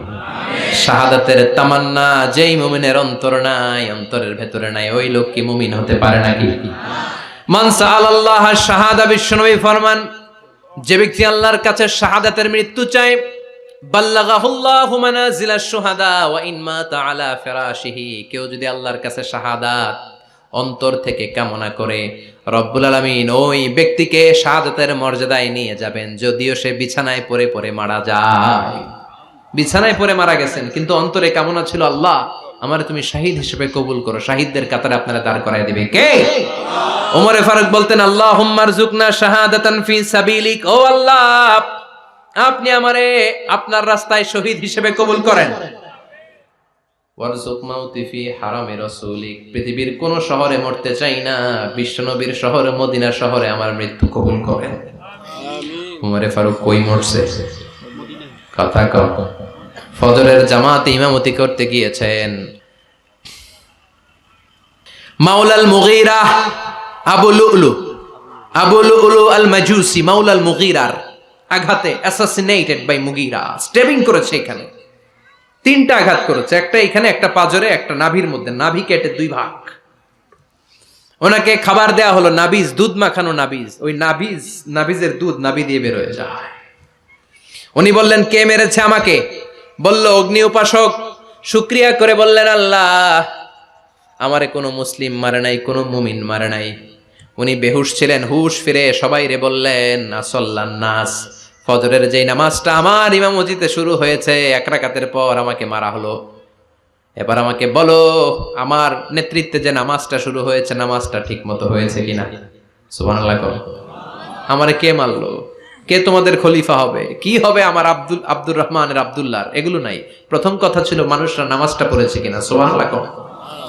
এজন্য শাহাদাতের তামান্না সবচেয়ে বড় তামান্না। চিল্লায় বলেন ঠিক কিনা? এরপর বিশ্বনবী বললেন, মুরাবিতান ফি সাবিলিল্লাহ, মুসলিম রাষ্ট্রের পাহারা দেয় যারা, বর্ডার গার্ড। আমাদের দেশের বর্ডার গার্ডের কি বলে? আগে বিডিআর ছিল, এখন বিজিবি। আমার বিজিবির ভাইয়েরা না খেয়ে না পড়ে শীতের রাতে দেশ পাহারা দেয়। বিএসএফ এর গুলিতে যদি মারা যায়, এটা শহীদ। সুবহানাল্লাহ। এর চেয়ে শ্রেষ্ঠ মৃত্যু আর হতে পারে। এরপরে আল মাউতু আলা আমালিন সালেহ, কোন ভালো কাজের উপর মরণ। নামাজে সেজদা দিয়েছে, সেজদা অবস্থায় অনেকে চলে যায়, এরকম আছে না নাই? তাহাজ্জুদের যায় নামাজে মরণ দিও প্রভু আমায়, একামতে দিনের কাজে কবুল করে নিও আমায়। পড়েন আমিন। তাহাজ্জুদের যায় নামাজে যেন আমাদের মরণ হয়, পড়েন আমিন। রোজা অবস্থায় মারা যাওয়া, নেক আমল অবস্থায় মারা যাওয়া, এগুলো হচ্ছে আলামাত হুসনিল খাতিমা। আপনার শেষটা, বিদায়টা, মৃত্যুটা যে ভালো হয়েছে তার আলামত। আল্লাহ এই যে কথাগুলো বললাম, শ্রেষ্ঠ শ্রেষ্ঠ মৃত্যু, আমাদের মৃত্যুগুলো ওইরকম করে দিও। চিৎকার করে পড়েন আমিন, আওয়াজ করে পড়েন আমিন। এবার আলামাত সুইল খাতিমা, কিছু মৃত্যুর আলামত আছে, এটাই প্রমাণ করে এটা ভালো মৃত্যু নয়, এরকম আলামত আছে না নাই? এক নম্বরে হলো আল ইন্তেহার, আত্মহত্যার মৃত্যু। সমাজে আছে না নাই? উখিয়াতে তো নাই না? এদিকেও মরে, কি জন্য? কেন মরে? হ্যাঁ, বয়ফ্রেন্ড গালি দিয়েছে এজন্য? হ্যাঁ, মান ক্বাতালা নাফসাহু বিশাইইন উযযিবা বিহি ইয়াউমাল কিয়ামা, যে জিনিস দিয়ে যে যাকে মেরেছে, আত্মহত্যা করেছে, সুইসাইড করেছে, কিয়ামতের দিন ওই জিনিস দিয়ে সে তাকে মারবে, এটাই হবে তার শাস্তি। ওড়না পেঁচিয়ে যারা আত্মহত্যা করলো, ওর শাস্তি ওড়না পেঁচানো। বিষ খেয়ে যারা মারা গেল, তার শাস্তি জাহান্নামের বিষ খাবে আর চিৎকার করবে। ছুরি ঢুকিয়ে যারা মারা গেল, জাহান্নামের আগুনে ঝলসানো ছুরি শুধু ঢুকাবে। আল্লাহ আত্মহত্যা থেকে বাংলাদেশে বাঁচাও, আমাদের ছেলে মেয়েগুলারে বাঁচাও। চিৎকার দিয়ে বলেন আমিন। আত-তাআক্কুদ ফিল লিসান ফিলা ইলাহা ইল্লাল্লাহ, আজীবন কালেমা পড়ে নাই, আজীবন কালেমারে বাস দিয়েছে, এখন মরার সময় সবাই কয় কলমা পড়েন, কলমা পড়েন। এখন পড়তে চায়, মাগার মুখ দিয়া বাইর হয় না। আছে না নাই? এরকম ডাকায় দুখিয়াতে নাই? কলমা পড়তে পারে না, আটকায় যায়, মরে গেছে। এই মৃত্যুটা কি ভালো? কথা বলে। ফি হালাতি শুরব, অনেকে মদ খাইতে খাইতে মরে। আছে না নাই? জুলুম করতে করতে মরে। আছে না নাই? অন্যের জায়গা দখল করে মরে, এরকম আছে না নাই? ফি হালাতি ইরতিকাবিল কাবায়ের, যে কোনো কবিরা গুনাহ করা অবস্থায় যদি মারা যায়, এটা খারাপ মৃত্যু, অপমৃত্যু, এটা জান্নাতি মৃত্যু নয়। চিৎকার করে বলেন ঠিক কি না? এরপর ফি সাখাতিল ওয়ালিদাইন, বিশ্বনবী বললেন, কোন ছেলে যদি মারা যায় এমন অবস্থায় মা বাবা তার উপর রাগান্বিত, এটা ভালো মৃত্যু। কথা বলেন। গোটা পৃথিবীর বুকে মায়ের চেয়ে আপন কেউ আছে নাকি? এই মায়ের মনে কষ্ট দিয়ে ওই অবস্থায় যদি মারা যায়, এই মৃত্যুটা অনেক খারাপ। চিল্লায় বলেন ঠিক কিনা? এজন্য মায়ের সাথে খারাপ আচরণ করবেন নাকি? কথা বলেন। যার মা নাই সে জানে মা না থাকার কি জ্বালা, ঠিক কিনা?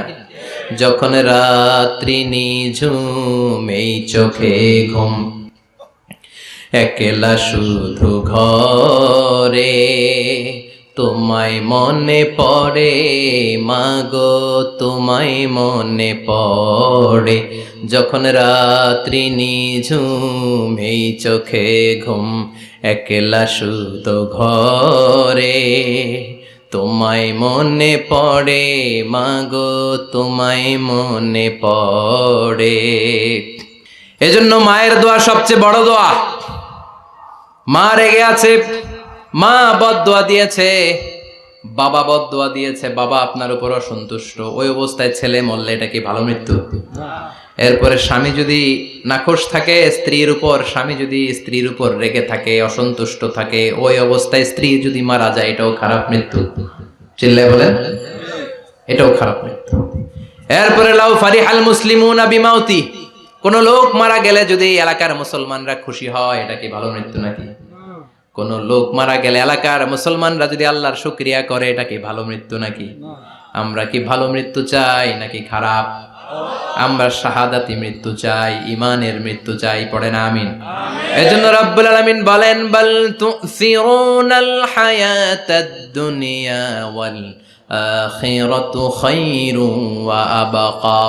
ক্ষণস্থায়ী দুনিয়াটাকে তোমরা বড় মনে করো, এটা বড় না, বড় হলো আখিরাতের জীবন। এজন্য আখিরাতের জীবনের জন্য প্রস্তুতির দরকার আছে না নাই? মরণ হচ্ছে সবচেয়ে বড় প্রস্তুতি, মরণের চিন্তা। মান কানা ওয়াইদান ফাল মাউতু ইয়াকফি, যে নিজেকে সোজা করতে চায় মৃত্যুর চিন্তাই তার জন্য যথেষ্ট। আজকের এই আলোচনার পরেও কি আমাদের টনক নড়বে না? আজকের এই কথাগুলোর পরেও কি মৃত্যু নিয়ে আমরা ভাববো না? আজকের আলোচনার পরেও কি আমার হিসাব শুরু হওয়ার আগে আমি একটু নিজের হিসাব কষে নিব না? আল্লাহ আমাদের সবাইকে কথাগুলো বুঝার ও আমল করার তৌফিক দান করুক। আমরা পড়ি আমিন। আর জোরে পড়েন আমিন। আল্লাহ আমাদের মাহফিলটাকে তুমি কবুল করো। যারা টাকা দিয়ে পয়সা দিয়ে এই প্রতিকূল পরিবেশেও সুন্দর প্রোগ্রামটা অ্যারেঞ্জ করেছে, আমাদের সবার জন্য মাহফিলটাকে নাজাতের ওয়াসিলা বানাও। আমাদের এলাকাটাতে আল্লাহ রহমত দেখ, আসন্ন নির্বাচনকে আল্লাহ বাংলাদেশের রহমতের কারণ বানায়। সুবহানাকাল্লাহুম্মা বিহামদিকা আশহাদু আল্লা ইলাহা ইল্লা আনতা আস্তাগফিরুকা ওয়া আতুবু ইলাইক। ইয়া রাব্বি লাকাল হামদু কামা ইয়ানবাগি লিজালালি ওয়াজহিকা ওয়া আযীমি সুলতানিক। লাকাল হামদু বিল ঈমান, লাকাল হামদু বিল ইসলাম, লাকাল হামদু বিল কুরআন। আল্লাহুম্মা আতি নুফুসানা তাকওয়াহা যাক্কিহা আনতা খায়রু মান যাক্কাহা আনতা ওয়ালিয়ুহা ওয়া মাওলাহা। আল্লাহুম্মা ইহদিনা ফীমান হাদাইত وعافنا فيمن عافيت وتولنا فيمن توليت وبارك لنا فيما أعطيت وقنا واصرف عنا برحمتك شر ما قضيت إنك تقضي بالحق ولا يقضى عليك. اللهم اجعل القرآن العظيم ربيع قلوبنا ونور صدورنا وجلاء أحزاننا وذهاب همومنا وغمومنا واجعله شفيعنا يوم الحساب وارزقنا تلاوته آناء الليل وأطراف النهار. ربنا ظلمنا أنفسنا وإن لم تغفر لنا وترحمنا لنكونن من الخاسرين. ربنا آتنا في الدنيا حسنة وفي الآخرة حسنة وقنا عذاب النار. اللهم ارزقنا شهادة في سبيلك والموت في بلد رسولك. اللهم إنا نعوذ بك من الفتن ما ظهر منها وما بطن. اللهم بارك لنا في صحتنا، بارك لنا في عافيتنا، بارك لنا في مذاكرتنا، بارك لنا في مشاورتنا. إن كانت أرزاقنا في السماء فأنزلنا، وإن كانت أرزاقنا في الأرض فأخرجنا، وإن كانت أرزاقنا بعيدا فقربنا، وإن كانت أرزاقنا قريبا فيسرنا، وإن كان أرزاقنا قريبا ويسيرا فبارك في أرزاقنا يا رب. رب ارحمهما كما ربياني صغيرا، وقل رب ارحمهما كما ربياني صغيرا. وصلى الله تعالى على خير خلقه محمد وعلى آله وصحبه أجمعين والحمد لله رب العالمين. নিয়মিত ইউটিউব ভিডিও দেখতে সাবস্ক্রাইব করুন। নতুন নতুন ভিডিও পেতে ঘন্টা বাটনটি চাপুন।